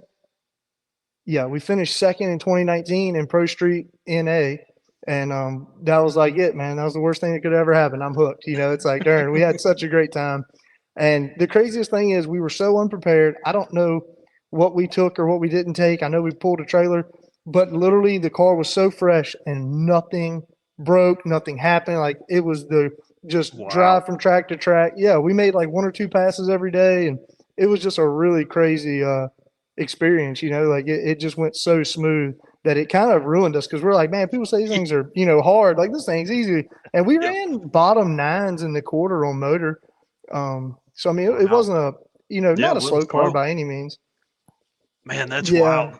To not have any struggles your first year is pretty intense, man. That's pretty awesome. Yeah, and it was a struggle to get there, and that's kind of how it always was, like we had some issues with the trans, whatever. But I mean, after the first day, it was like just cruising. I mean, the worst things, it's like, oh, we got to put the tires on it, so it was definitely cool. But the gray car was kind of the same way. So, we ran Pro Street Power Outer, and I love Glenn Hunter, man. He's so cool. He's always been good to me. But Glenn's he's king of the hill in that class as far as I'm concerned. We could probably run with him now. The new motor program, the new nitrous motor program we've got in these things is pretty wicked. We actually just found like 200 horsepower 3 weeks ago. Yeah, if I'd have had that at 19, if I'd have had that at I'm sorry, not 19. If I'd have had that at Hot Rod Drag Week this last year, we probably would have got our mission. I really wanted to run 6s with the nitrous motor, and not some crazy exotic nitrous motor. I wanted to do it with a 484 bore space, non-spread port head. Something that really and truthfully, if you had a little know-how and the want to, it's not that far crazy. It's not some exotic, spread port head. It's not $100,000 nitrous motor. This is something that, is still down to earth. And we probably could have really done it with the gray car if we would have had this motor. So, man, that's crazy. Yeah, you were close. We're going to talk about that here in just a minute. Yeah. So we ended up doing the gray car though. We wanted to step up to the next class, and the next class is obviously, Ultimate Iron. And our plan was to build a car that was, 3,000 pounds on the money. And we wanted to make 2,000 horsepower. That should run, 680s, pretty easily with a 400 lockup with a good 60 foot. And of course, being me, it's going to be on a radial. It's going to be on either 275 or 315. And we're gonna run that thing hard up front, and just kind of coast out the back with the nitrous motor. It's kind of all you can do, anyways. So that car came together pretty quick as well. Gene Fulton built us 2 motors, and we ended up putting the same motor. I try to do that if we got 2 cars. I want them to have as many same parts so we can, share and pick and pull. And that actually came in really handy this year because we stole Dad's motor to go to drag week and made him stay at home. We burned ours up. We burned one up like 2-3 days before we left testing one night. I was like, man, this thing's hurt. And I didn't have time to put sleeves in it or take it to anyone to put sleeves in it. And we were like, hey, we're stealing your motor. So, but we ended up getting this new nitrous motor. It's a 706. It made good power. It did everything we wanted to do. It definitely would make the power we were talking about making. But the problem with it is that it's just very finicky up there. And we kind of proved that to be true during sick week. So we went to drag week with the car fresh, same deal. It had 3 passes on it. I didn't have my license. The car was 6.0 certed, but I didn't have my license, and I was going to try to get them there. But this was the year we were at Darlington, and Darlington wasn't sanctioned, and it just turned into kind of a mess. So we ended up 750 bracket racing it. I believe we finished second, even 750 bracket racing. I know we turned in like maybe 1 or 2 750 with a number. Wow. You know, so like, yeah, we were like, darn, we're pretty good at bracket racing for people that, you know, never bracket raced. But the car was just so happy, and it was kind of the same deal. You know, I mean, we had a couple part failure, but nothing major, and we were really happy. After that, I got my license. We did some testing. I think the next weekend after Hot Rod Drag Week, I took it to our local track, Virginia Motorsports Park, and I went a 719 with like zero spray. You know, like half the spray that we really should. Yeah, we were super happy. We're like, this thing's going to do everything we want to do, and you know, and then from there we started having issues, and the motor kind of proved itself to us to be the issue that we actually discovered here a couple weeks ago. But it was a very good, you know, very good car, very good program. We were super happy with it. But when we went down to Sick Week and heard it the first day, that kind of started this turbo deal because we knew we had to do something different. I'd never not finished one before, and it really kind of hurt my feelings to not finish one. Mhm. So What Yeah. what other cars do you got in the fleet? Is there anything else? we got some other stuff, just some old street rod stuff. You know, I got some stuff we cruise around, and Dad's got a bunch of old cars. He's always messing with something. There's a motor to my right here that God only knows what's inside of it. He painted it the other day, and I'm like, man, we should have started, you know, by taking the heads off, maybe not painting it, but it makes noises, and it'll probably move a vehicle from A to B. But Dad's always messing with something, and he's got a decent amount of old street rods, and my grandfather's, you know, last few vehicles he had. So yeah, we've got a bunch of toys here. We're very fortunate. You know, it can kind of be a headache sometimes, but the racing kind of gets in the way of all of it because, you know, when it's time to go racing, it's time to go racing. And unlike, well, I'm not gonna say unlike everyone, but unlike a lot of the people I see in the drag and drive community, that's probably one of the reasons that we've had such good luck with our Nitrous program. You know, everyone kind of tells me we're crazy for doing what we do, but as I just stated, I've only not finished one of them. And it's because of the amount of racing we do, especially Yeah. during the season. You know, we're at the track anywhere from 3 weekends out of the month, and we usually try to test, you know, one night during the week. We're lucky we're in a part of the country that just has, you know, I couldn't even tell you, maybe 10 tracks within 3 hours, and Yeah, most of that's them. awesome. Yeah, it's so nice. I couldn't imagine living in some of these places. You know, they're driving 6 or 7 hours to a track. We have pretty much a track almost every night besides Monday night that does a regular weekly scheduled test and tune. And Wow. so it's hard to beat. You know, it's like, hey, we're going testing Tuesday and you miss it. And you're like, oh, we're going to go test Wednesday. We're just going here, you know? So, It's gonna be a different direction. Man, yep. that's crazy. Well, let's I have you probably already know this, but you're by my stats, you guys are the quickest nitrous car of 2024 to finish an event. Thought that was pretty awesome. Yeah, With, that's with cool. yeah, with your ultimate iron finish at Hot Rod Drag Week, 726 average there with a best pass of a 718. So I think you already answered the question there. The 718 just makes you go, man, we're so close to a 6. Yeah, no doubt. And I'm the type of person, I'm almost so stubborn that I would have, you know, done differently than what we have done. I'm sure we'll talk about that in a few minutes, but I would have done differently just to prove it. But at the end of the day, if you look at the community and how things are going, um, the car is an all steel, all glass car, and in the class that we run of Ultimate Iron, I'm not gonna say we're the only one, but we were the only one in that top 5 at Hot Rod Drag Week. I guarantee you that. You know, most of those guys are Lexan, they're carbon front clips, you know, and most of those people are, you know, overweight.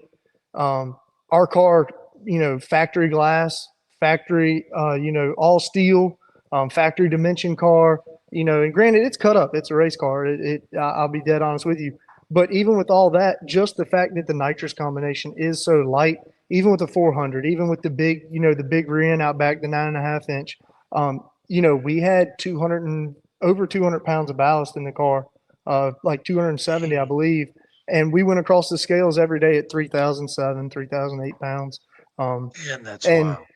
yeah, so, you know, and that's kind of what our whole debate was. I really, you know, have been kind of waving my flag for a little while here saying, hey, look, you know, these guys are making more power than us, and they weigh everyone has to weigh the same weight, which is fine. That's the way the rules are.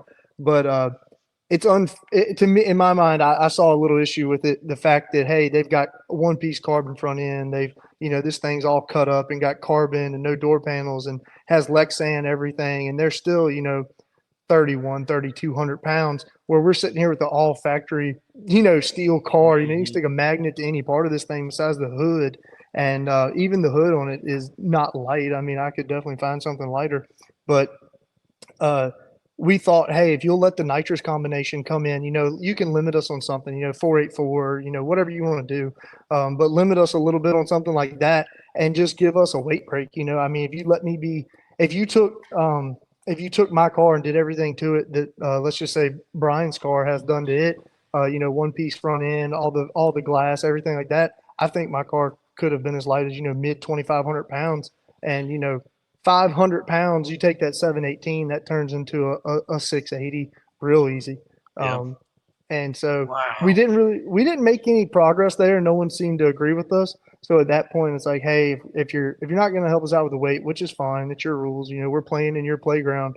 Then we're going to come play by your rules. And we're going to take advantage of all of them.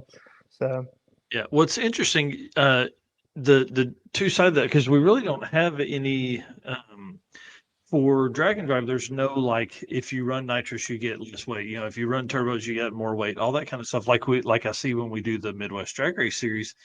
And yeah. I mean, is that a good way to even some of these classes up?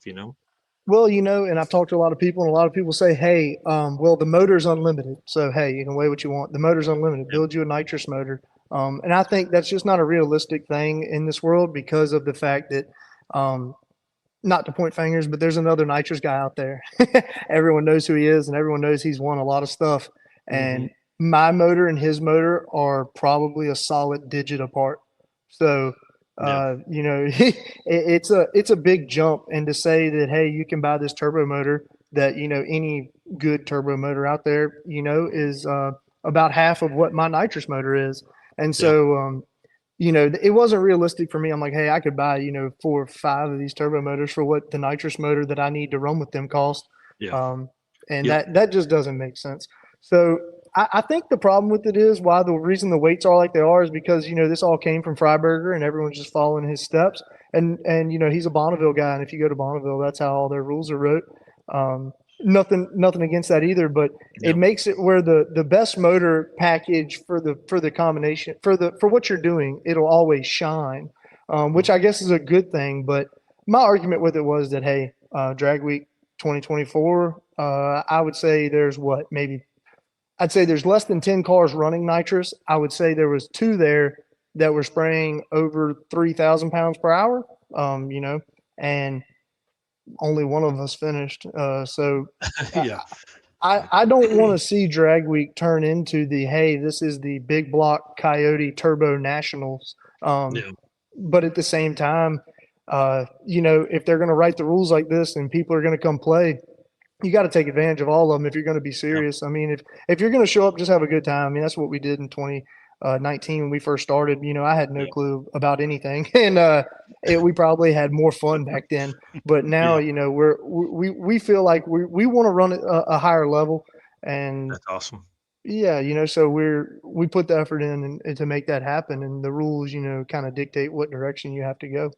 Yeah, that makes sense. I want to run through your 2024 stats real quick, and then I want to hear what went down at Sick Week. You may have already said, but Midwest Drags, you won the Ironman class, and were you the fastest car at Midwest? I think you were the fastest car at Midwest, right? Yep. Yes, sir. Yeah, we won overall. Yep.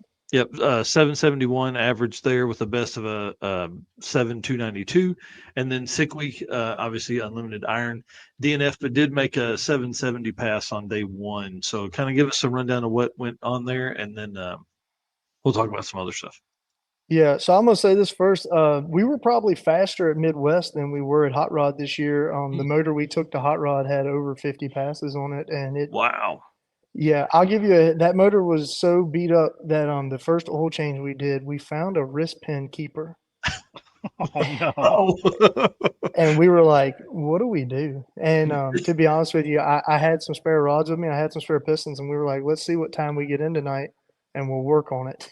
And it made it through the whole week. And we actually, the last day when we took the oil pan off, we found another wristband keeper. So that motor had some passes on it, but we yeah, were faster at Midwest.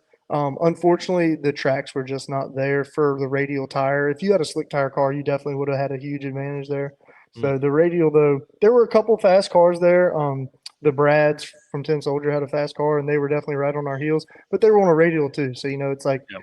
if you got to pedal the car 2 or 3 times down through there, you're going to be losing some ET. Yep. But to pick up sick week, we went down there. We were down there for like a day before testing, and the car we had found a bunch of power, but the chassis just wasn't there. So we were wheeling pretty bad, and no traction problems. The car very rarely strikes the tire on any mediocre surface. But the wheelie was just getting out of hand. I mean, this thing, I have videos of it wheeling way past the 330. Yeah. And you couldn't keep it down. And so the first pass, the first day, we thought we had a pretty solid tune up in it. The DA, the density altitude dropped. I believe the pass we made the night before, we were at like 1,000, or maybe I have to look back, but I mean, like, it was well in the high hundreds, low thousands. And we woke up that morning, and we were in the negative 400s. And Oh, so, wow. yeah, a nitrous motor, a tune like that, and this is kind of another thing I was getting at with the nitrous motor stuff, but, we really need to run the car a little differently. But, we put a bunch of fuel in the car. We were like, this thing's going to be safe. We're fine. And the car wheelied a little bit out the hole. I short shifted it, came down. We were on the move. I said, this is going to be, our first one and done of the week. We're going to, have something for these guys. And I believe about right after the eighth, not quite the 1,000, it kicked through the intake.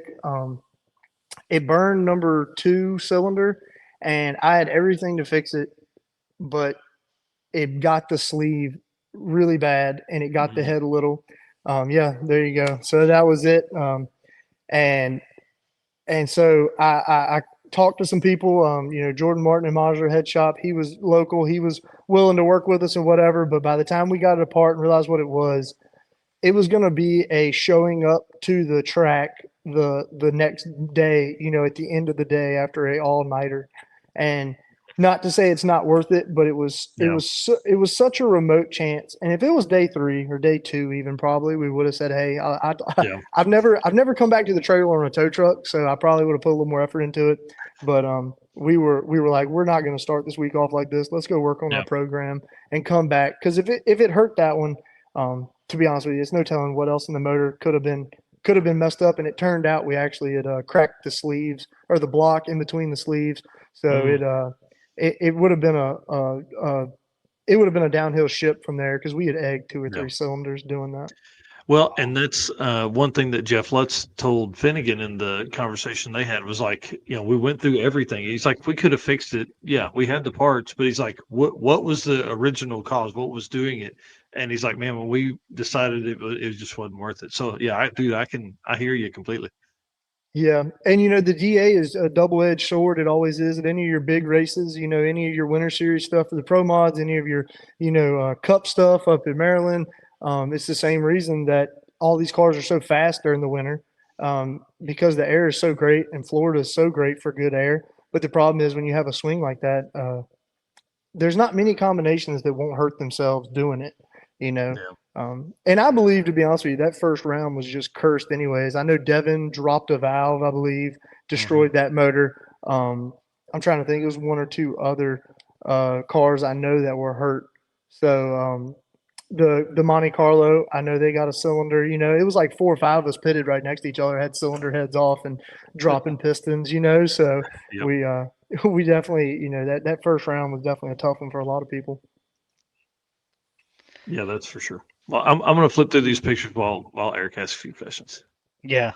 So obviously we know your power adder of choice is nitrous. So how much nitrous do you go through during an event? During an event, if everything goes perfect and it's not Midwest drags where you got to make 2 passes a day, we go through more or less 2 bottles a pass. So we run 12-pound bottles.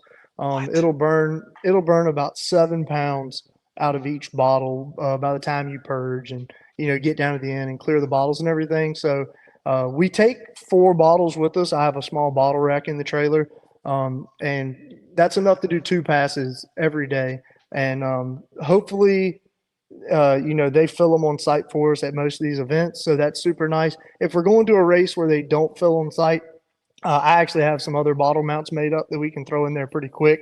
And I mean, Midwest Strags, I think we took 8 or 10 bottles with us. And we were like, we're not going to make it to a track and not have nitrous because unfortunately they didn't have nitrous on site. So we were hitting up people, randomly shops on the way that had some nitrous for us. So actually, Hargett filled a couple bottles for me when we stopped at his shop. So that was super cool of him. Nice. Man, that's like pro mod stuff. Like Keith Haney's car runs through about that much nitrous. Yeah, well, those guys are doing it in the eighth as well. So you got to take Yeah. when you 7 seconds and 3.5 seconds is a little different. But yeah, I mean, I can tell you, we turn on a little over 3,000, about 3,200 pounds per hour Wow. is about what these motors are happy with. And like a pro nitrous motor, these guys will turn on into the 6,000.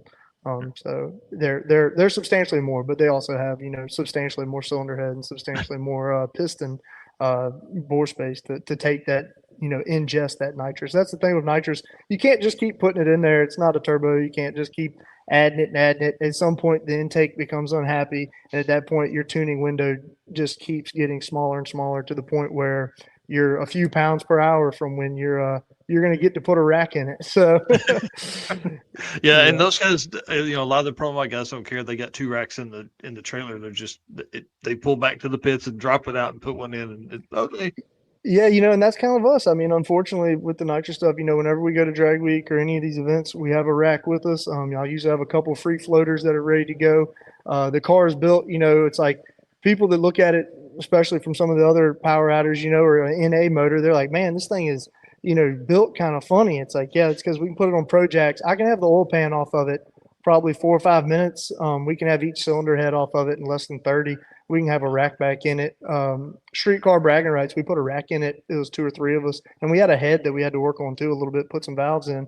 I mean, we're talking an hour and a half, both sides off and, pistons in. So, I mean, when you build these cars and you're going to hurt them, you build it so it's easy to work on, Yeah. Well, and that's what I was going to say too. The level of car build now is really about, we're really seeing like that ease of maintenance, the ease of repair, the ease of getting to stuff is really taken over as compared to, used to it's like, hey, how much can we fit under this hood to make us go as fast as possible? Now it's like, hey, we might not need those fender liners and Oh yeah, definitely. The S10 behind me, the last time it hurt a cylinder at a head, it hurt the cylinder head at a streetcar race that we were at, and I believe me and 2 or 3 of my buddies, it took us probably 7 or 8 hours by the time we did exhaust, and I mean it's terrible, And so that's one of the reasons it's been down for a while. We redid a lot of stuff under there, but yeah, you get some that you're like, man, I don't want to put the back spark plug in it, and I'm like, Yeah. dude, Maybe that'll make it one more event. yeah, and so like that's one thing with nitrous motor too. You're always changing spark plug stuff. I got these 2.5 foot long ratchets. You can get to every one of them while you're standing up talking to your buddies. I mean, it's ease of maintenance. That's a big deal on a lot of these cars. You don't want nothing you have to kind of fight to get to. Yeah. Well, I want to tell some fun stories because you have a great one that's probably one of my favorite stories in all of Drag and Drive is the airplane delivery. Yes. I think we were Drag Week 23, right? Yeah, 23 down in South Carolina. We were leaving Darlington the first day. So I actually called and confirmed some things about this story today, and I got told there's something that needs to be just kind of hesitated around for airplane licensing purposes, I guess. So anyway, but we can definitely tell the story. So the gist of it is that Gene Fulton has built plenty of motors for me and as my father over the years, and he's a very good to us and has always been very good to us. And we leave Darlington the first day, and we make it to 95, so 50 miles or so. And Dad pulls over kind of abruptly, and we all pull over, and he's in the Purple Nova. And he's like, hey, it's blown up. It knocked a rod out of it, whatever. And I'm like, man, I'm not saying it didn't, but it's hard to believe. Like this thing's been really good to us, and it was not. It was a motor that had some time on it. I was pretty confident in it, and he's like, I don't know. It sounded like it was coming apart. I cut it off. I'm like, okay. So we popped the valve covers off, and laying right on top is a broke rocker arm. I said, no problem. I got rocker arms in the trailer. So we pull his trailer apart and start digging and find the rocker arms for another motor that we have. So, Darn. yep, it's like, darn, we brought rocker arms, just not the right ones. So we get to calling on the horn, and we're talking to everybody, and come to find out, Gene's kind of lead guy, Stacy, has the same exact motor in one of his dragsters or one of his cars, and they were down for the season for the end of the year. And he agrees he'd bring it to us. So they're 5 hours away or 4 hours away. And I get a call back, and it's Gene. He said, hey, look, Stacy's got the rocker arms off. I got them. Me and Stacy are getting in the airplane. We're going to head y'all's way. He said, I think I know where y'all are at. Okay. So he's like, it's only about a 45-minute flight. So they come up, and they, flying around, I guess. And he called me back. He said, you're at the truck stop right at 95. I said, yes, sir. He said, there's a field off to your left right there. I said, yes, sir, there is. And he said, well, these rocker arms are, they're pretty strong, and I got a good idea how to get them to you. So, there's the gist of it was he got them to us in a hurry. So we definitely appreciated it, and it was definitely a cool deal. So one of our buddies, we had a bunch of friends there, and Steven, one of my buddies who wires up a bunch of cars for us and stuff, they had all stopped in. They were all leaving, and a few other people. There's actually a really good place to eat right there or whatever. And so a bunch of us got these rocker arms, and we got them back on the car and got back on the road. That's awesome. Yeah, we had pulled up just as kind of all of that is going on, and the parking lot you guys were in had some gigantic potholes in it. But man, out front they were cooking barbecue, and dude, That's right. Man, it smelled so good. Yeah, It we was were good. I there mean, we had we were there for a while, and I'll never forget. We sat there for like 30 minutes. We were all just kind of bummed and moping. You hadn't made it. You hadn't made an hour into the first drive, and something's broke. It just kind of gets you down. And all of a sudden, we were like, "Why don't we go eat?" So we all walked over there. We ended up messing around with those guys. Those guys were a hoot. They were so darn happy. They didn't know what was coming through. I'm not sure if they knew what country they were in, to be honest with you, but they they were so happy. They're like, man, they had like their niece or something bring them like a freaking cooler that had like a bunch of extra barbecue, and they're like, we ain't never sold this much in a day in our life. So that's awesome. I think half the people from Hot Rod Drag Week were stopping by right there to getting something to eat. So Yep. Yeah, and that was one of the best parts about that parking lot. It was like you guys being where you were positioned, like it really kind of, oh, what's going on there? Of course, media were like pulling in trying to find out what's going on. But yeah, it was great, man. It was really a cool spot. yeah, yeah. That motor actually, the rocker arm had broke, and it was the exhaust rocker. So whenever that happens, it just hammers the crap out of a cylinder. And the next day, Dad makes a pass and comes back, and the car won't start. And so we thought we had electrical issues, so we rewired half the car and ended up having two batteries strapped in the car. This thing's got like y'all just had excess on here. He could tell you, but I'm sure this thing had probably 3,000 cold cranking amps with two of their batteries in it. And the thing finally starts up and runs, and we ran the car for like 7 or 8 hours straight. We never cut it off from shoot, I can't remember the track we were at, but we were going out to Bristol, but we left from Rockingham. So Rockingham to Bristol, drag week route through the mountains, everything else. We're at the gas station. Everybody's got their cars off, cooling them down. And the old Nova's just sitting over there, just humming away. It never cut off. And we got to the hotel and finally cut it off the next morning. We jumped it and cranked it back up. It was good. And the next pass at Bristol, it let a rod out of it. So it turned out our electrical gremlin was actually the rod bearing got beat up when the exhaust wouldn't open and made all that cylinder pressure. And Dad freaking sawed a block in half. I mean, this aluminum rod, I think there was one rod still connected in the whole motor. I mean, it just destroyed this thing.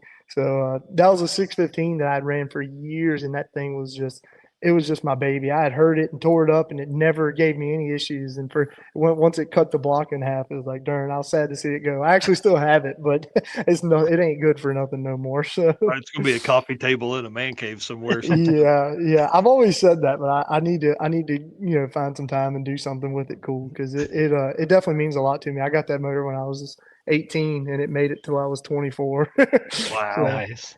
that's a long lifetime for a nitrous motor, by the way. Yeah, Yeah. yeah, long time. Well, I want to tell one more story because I got to hear this story at Drag Week and Mike wasn't there, but the wheel bearing story I think is a good one. Yeah. So we at Hot Rod Drag Week this past year. Me and Eric Gold. Eric Gold's my buddy. He does everything with me, tunes everything for me, and I don't know why. I actually asked him this year while we were riding down the road. I said, "Would you do another one of these?" He said, "Yeah, I'm coming to every one of these. I love this." I'm like, "Well, I can't see why, but he has a good time at them, and I appreciate his help and his knowledge." So we're riding down the road, and me and him are just cruising along, and we hear this squeak, and it's just constant, just very high pitch, but just very short squeak. And both of us kind of looked at each other, and we're cruising down the highway, and both of us at the same time yelled, "It's a lifter!" It's like big nitrous motors. Then they to lift her up. We're gonna try to save the camshaft because we got lifters. And I cut the motor off, and we're just cruising. We were running like 80 mile an hour, so we're just easing down the road, and it's still squeaking, but the motor's off.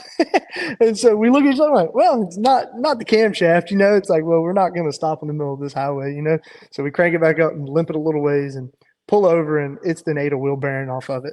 So, of course, trying to investigate, we pull the wheel off, and this thing just falls apart, just into a million pieces. It's been flattened pretty much, half the little needle bearings in it.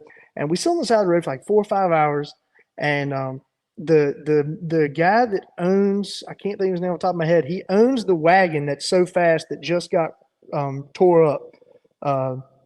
Michael Morgan.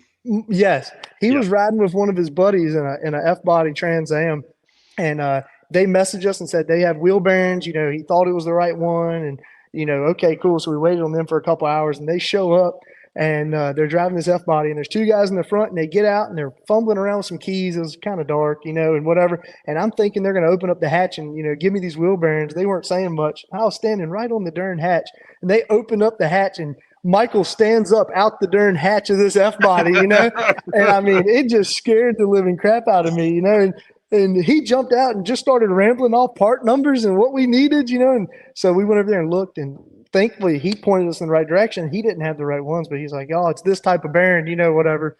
So they ended up hitting the road, and we ended up putting this wheel bearing back together with, like, I'd say there might have been like 7 out of the 20 needles in it. And I packed it real tight, and just tightened the crap out of it. We got like 8 miles to a parts store. I think it was O'Reilly's. And we get back on the road just 5 miles an hour, creep up there. And we walk in there, and we ended up raiding this poor kid. It's like right before they closed. He was the only one on. We raid his freaking bearings. I mean, the guy's like, "Well, sir, this one's, $16 and this one's $7. You might want to." I'm like, "Dude, I'll take one of every one of them in here. You close in 4 or 5 minutes. Like, I got to have something." And I brought bearings with me, and of course that was kind of the same deal. I unpacked them. I thought the car had a certain type of strut on it, and it turned out it doesn't. So that's something I'd never run into before. So Man, that's awesome. Yeah, so we ended up taking these wheel bearings, and we take and break the cages off of them, and we found one that the OD of it was like perfect.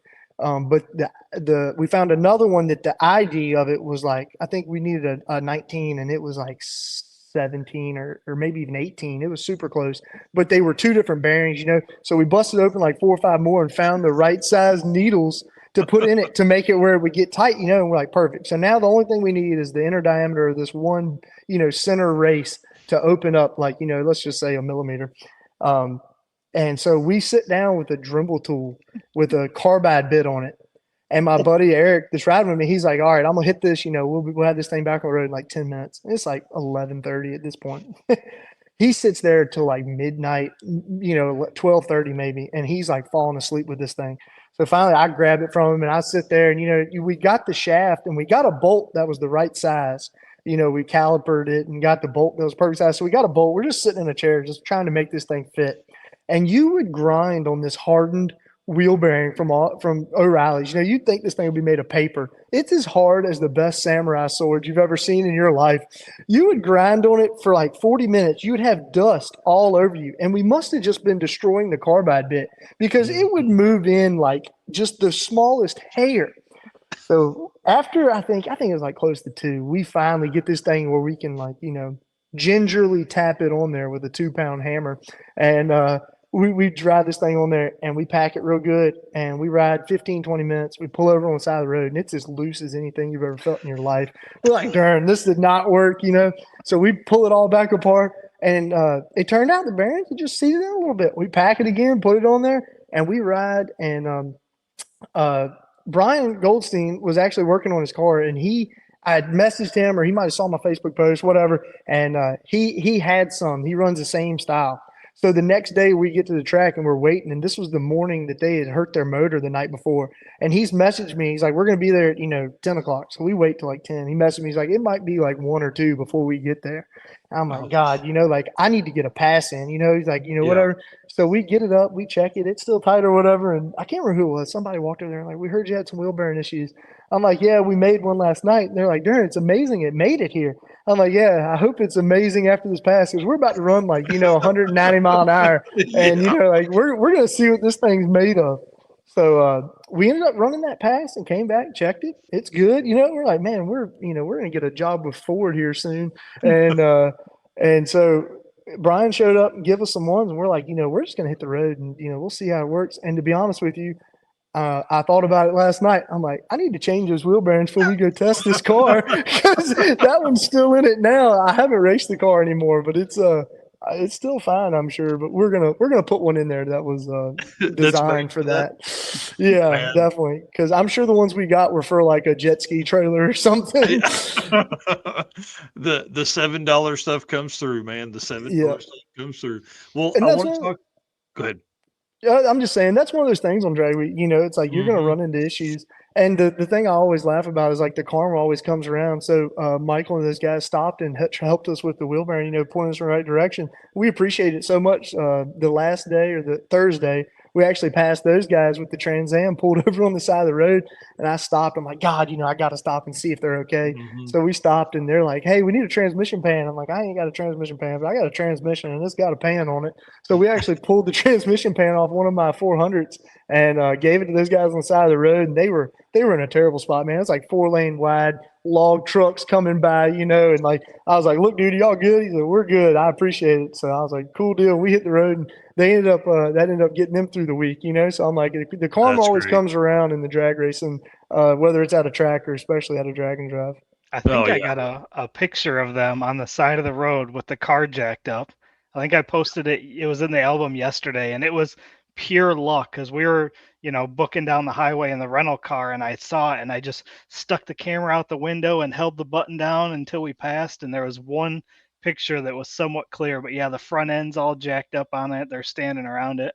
We were so tired and delusional by day 4 of Thursday. When we left, we for some reason, one of us in the car thought of the joke that like people are going by saying, wow, that Trans Am's broke down. And then they're like, how is there 3 guys working on it, you know? And we laughed about it for like, you know, ever, you know? And looking at it now, I'm like, that's so stupid. That's not funny at all. But, you know, when you're on like, you know, 20 hours of sleep for a week, it's hilarious.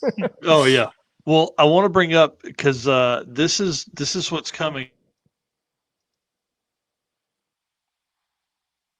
Oh, boy. Uh-oh. He always freezes at the weirdest times. Darn, I can't believe it's me. I'm in the middle of the woods in a metal building. Well, I think this is what he was going to show. Yeah. I believe so. And so talking about car upgrades, you've got turbos coming? Yep. So Matt down at Performance Fab actually, you know, posted some pictures yesterday and which he had every right to, you know, but and we're not keeping any secrets here.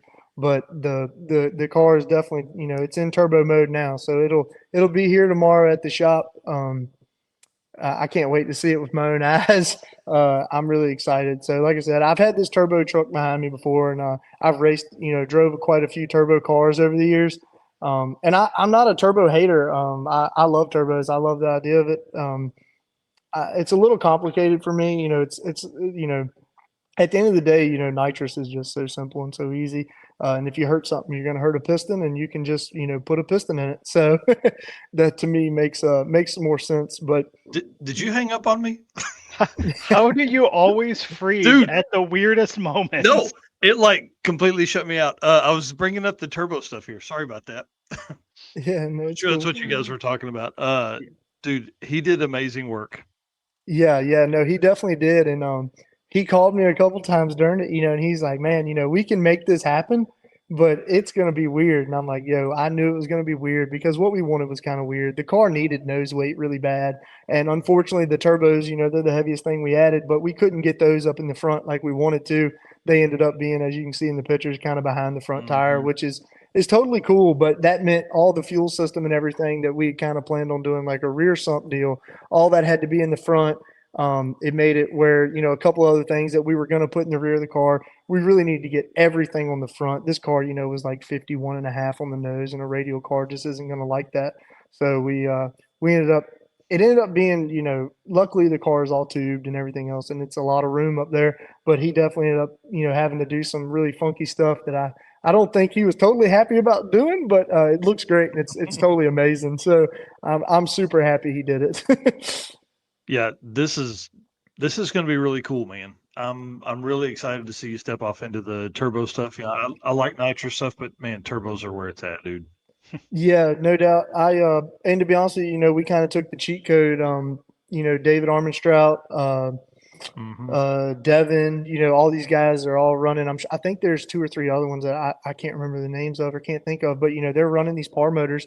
And where we're at bracket racing Huge, and man, these guys run these bracket motors, these bracket par motors. They just beat them, and they're super simple. Well, I say super simple. They're not overly complicated by any means. I mean, it's a wet sump, or I guess you could consider it a hybrid, but it's a wet sump motor. It's not a tall deck. It's not an odd bore space. It's a very standard motor, and you can just cram boost down its throat, and it'll make numbers. So I saw how good Devin had done, and David, and Devin being someone that we're not local to, but we're within the vicinity of, and I've seen that car do some impressive stuff, especially like not at drag week, or at sick week or whatever. And David, once again, he's somewhat local, and then the guy that tunes his car, Paul, is very local to us, and I see them a lot, and that car is very impressive for what it is. And so we're like, hey, if we're gonna do turbos, we're gonna follow the pack, I guess you'd say. I really don't like trying to, from a nitrous guy, it's hard to believe this, but like I don't like trying to like invent a new wheel. I mean, nitrous has been around since the 40s in airplanes, So like I knew this combination worked. I knew it lived. Matt did a lot of fabrication on a bunch of these drag and drive cars, so I had confidence that he could build something that wouldn't constantly crack or have issues. And he kind of understands the concept. I feel like some people have a very hard time understanding the concept of drag and drive and what it really does to vehicles. So I was totally excited that he took on us and what we wanted to do. And yeah, we're super excited to get it back here. I got parts. I got a pile of parts as tall as I am over here to the right. And the plan is hopefully about 2 weeks we're going to have that thing on the track. And the good news is, and it's good news and bad news. The good news is the chassis is already sorted out to a certain extent. We're moving some weight around, but nothing crazy. The car 60 foots really well now, and if anything, we should have helped that. They did. M&M just did us a new converter and did a few things to the transmission that we didn't have for the nitrous car, and they want to do a few things a little different. But that's already been in the car, and it's really just a motor swap more or less with all the hot side and the cold side of the turbos. The car was already fuel injected; it already had plenty of fuel on board, stuff like that. So not too terrible of a swap for being a big swap, but we think the performance will definitely be there. I mean, this thing. Oh yeah. I mean, from what Scott's told me down at Pars, this motor should be very well being capable of making twice what our old motor did. Oh man, let's go. Yeah. And something that I'm seeing in the drag and drive community, like a lot of people, Brett and Devin, a lot of guys are building chassis cars now. I mean, they're building, they can call them what they want, but it's a chassis car that's just stuck in stock dimensions, and we were probably not ahead of that curve, but we were a little bit above a lot of these guys, I would say. building a chassis car that isn't a pro mod like Jeff or Tom. But the our car is actually a pro, or not a pro. I'm sorry. Yeah, a pro stock. So my car is actually built on a pro stock chassis. Like it was a pro stock chassis that was supposed to be bodied and raced, and the guy ended up buying the chassis and putting it underneath the shell of our car. So I Oh, mean, we've got chassis. Chassis never given us any issues. It's plenty beefy, it's plenty bulky, and I mean a pro stock car runs plenty fast in an HRA quarter Mhm. mile. So we've got the chassis to do it, and we've definitely got the technology and all to do it. So we're just we're excited to have some power now. To be honest with you, yeah. yeah. That's awesome. So what's your 2025 event plans? Do you have any kind of set up yet? Yeah, people ask me from time to time, and we're definitely going to Sick Week. I'm glad to hear that Drag Week's still going to be around. We'll more than likely go to that. I try not to miss that under any circumstances. And then besides that, I really want to run Devon's race this year. I've never gotten a chance to do it. I did some other races down there. They had some Carolina drag cruises that we did back in the day. And we really like that part of the country. That's Spartanburg. That's, if you're a drag racer and you can move anywhere in the country, I would suggest going there because there's tracks and engine builders and everything you could ever want is in Spartanburg. I'd say it's right there with Florida. Everyone's talking about Florida, Yeah. Florida, but Spartanburg is really up there. But I want to do his race. Midwest Drag says they're going to do some stuff a little different. If they do that, we'll probably end up going and checking them out. I've always liked the Midwest Drags for the 2 pass a day stuff.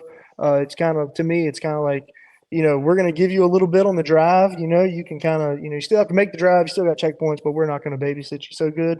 But at the same time, they're like, we're going to get it on the track. You got to make 2 a day, Mhm. So, and the only thing about the Midwest Drag stuff that it kind of hurts your average for the year if you're going to try to do points, in my mind at least. We had some good days and some bad days, and some of our bad days, it was actually a good day for the first pass, and by the time we got turned around to make the second pass, the sun had come out. They had stopped treating the track. A bunch of slower cars with worse tires had beat the track up, and our second pass turned out just not to be that great. Yeah. So it does kind of hurt your average, but I still love the event, and it's definitely run well and thought out. So we'll probably do that. Besides that, we just kind of whatever we can get into, whatever floats our way. I mean, we'll probably run streetcar bragging rights, which not a drag and drive, but I consider that to be like drag and drive adjacent. If you go there, their classes are full of drag and drive cars. Yeah. Yeah. So and that's an awesome event. The guy that puts it on told everyone that he wouldn't have a drag race if he couldn't have fireworks. And like, to me, that's just my kind of event right there. Like, Yeah. So we're going to do that. We'll probably do some streetcar brag or streetcar takeover. If they got some of those that are local to us, we'll probably go there and run some of the 8th mile stuff and maybe some of the quarter mile stuff, but they're not really focused towards cars that are as fast as what we do. Yeah. But yeah, I don't know, man. Just like I said, we've got our local series. I'm right on the Virginia North Carolina border, so we run a series, a Virginia series and a North Carolina series, and we're definitely going to run both of those next year. And we're talking about going up to Maryland and maybe doing a little playing up there, if we got some free time. So we definitely got a jam packed schedule, Yeah. That's awesome. Yep. So it's definitely always something going on. So we're very lucky to live where we live and have the ability to do what we do. So we're very thankful for all that we have. So Awesome. Well, we appreciate you coming on tonight and chatting with us, telling some stories. Where can people follow you and see builds on the cars and stuff like that? yeah, I'm kind of terrible about that. I post more on Facebook than anywhere else. It's just Graham Hayes on Facebook. There is a Graham Hayes on Instagram, and then there's a Hayes Racing on Instagram too. I post there kind of generally. It's mostly just winter circle pictures of us. If we do something cool. I do have a YouTube channel. It's Hayes Racing. I kind of dabble from here to there if I have time. Mostly what I post on there is just kind of more technical stuff. If I'm honest, if it's stuff that if I find something that I'm like, hey, I think people could really use this, and not a lot of people know about it, I'll post it. But those are few and far between. So it's definitely, it's not a everyday posting thing. Yeah. Yeah. You're too busy racing. Well, that and working. So yeah, it's working 10 hours a day, and then come home and work on the race car, for another 4 or 5 hours, and then wife and family and everything else. So Oh I yeah. will say this: I was thinking about this while y'all were talking to the guy from Excess Power. We bought a battery from him at our first battery from him at Sick Week, and we've got two of them. And Dad grabbed one, and I grabbed one, and we turned around and both like made a complete 360. And Dad said, "Where's the? We these are the display batteries. Where's the real ones?" And he said, "That's your battery." And Dad looked at him and said, "No, I'm telling you, it's a display battery." And Dad was so convinced, and I was too. I was like, "This thing is fake." Like this. My cell phone weighs more than this. And the guy grabbed a multimeter or like a voltmeter or whatever and stuck it right on there. It had like 13, 14 volts or whatever. And I was like, man, and we walked all the way from his, in the staging lanes, all the way back to our hauler, all the way down at the very end of the return road. And the whole time we were like, man, we just got screwed. Like there's no way these batteries are going to be worth a darn. Like I'm thinking there's like one single AA battery in there. And man, I tell you, that thing would start the world if it ever cut off. They are amazing. So I always try to rep their stuff. I have all their stickers on my cars and stuff, and their stuff is top notch. So That's awesome. Well, All right. Yeah, dude. Thank you so much for coming on, man. I can't wait to hang out at Sick Week. Yep. We should have a we're good gonna have a time down good there. time. Yeah, we're gonna spend more than 40 minutes together. Though. I'm gonna follow you around for a couple days or something. I don't know. Yeah, dude, You that's have cool. all the fun. I hope a bunch of people are following us around because I hope we're doing good. I mean, you never know Yeah. what comes your way during these races, but we're gonna put a lot of effort and a lot of time into doing good down there. Yeah. So Yeah, well, please keep us updated on testing and stuff like that in the car and all that comes about over the next I'm sure few weeks for yep. you guys. Yes, sir. Yes, sir. We will do. We'll try to throw some time slips up if we do something cool. So There you go. Right. All right, man. Thanks, Graham. We'll see you yeah, soon, man. bud. Thank Yep. y'all. Good talking. See you. Yep. You Yeah, too. later. Thanks. Dude. How Yeah. cool! I Yeah. love that he was doing turbos. I'm a big fan.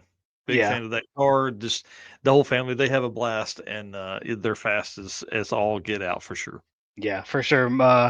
It was Tommy, all the Summit guys. We were hanging out at the hotel, and he comes wandering out and just hung out for a little bit. And man, did we laughed so much. I mean, some of the stories that he tells, about the wheel bearing and everything, just we were cracking up all night. So it was a ton of fun hanging out with him.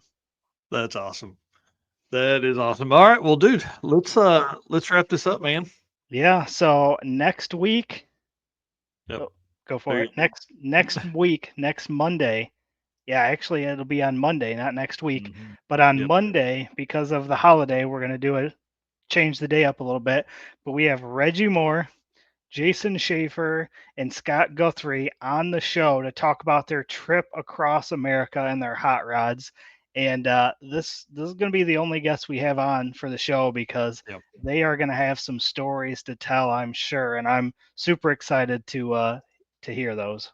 Yeah, this is going to be a good one. So we're going to start the show with like probably 15 or 20 minutes of just regular, updates and news and stuff like that. But then, we've really planned 90 minutes for these guys because just the photos that Reggie and Jason and Scott have sent have been awesome. This is going to be really, really, really cool. And these three cars they have here, that's what they drove. Jason and Scott both drove from Florida to Formosa in California. So they went out to SEMA for a couple days and then cruised on out to Formosa. It's crazy, crazy, Yeah. crazy. Yeah, I'm sure there'll be plenty of stories for sure. Oh yeah, yeah. All I'm ready right. for it. Bring it on.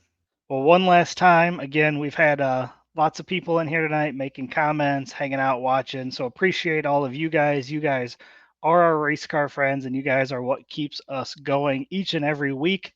And again, we cannot do this without our sponsors. They make all of this possible. So thank you, Summit Racing Equipment, Marley Motorsports, Driven Racing Oil, Car Change 3D, WAF Racing, Performabuilt Transmissions, Howard's Cam, Sweet Patina, J-Wire Solutions, Racing Junk, and Power Tube TV.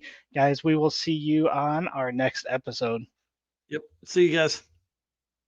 Yeah, dude. My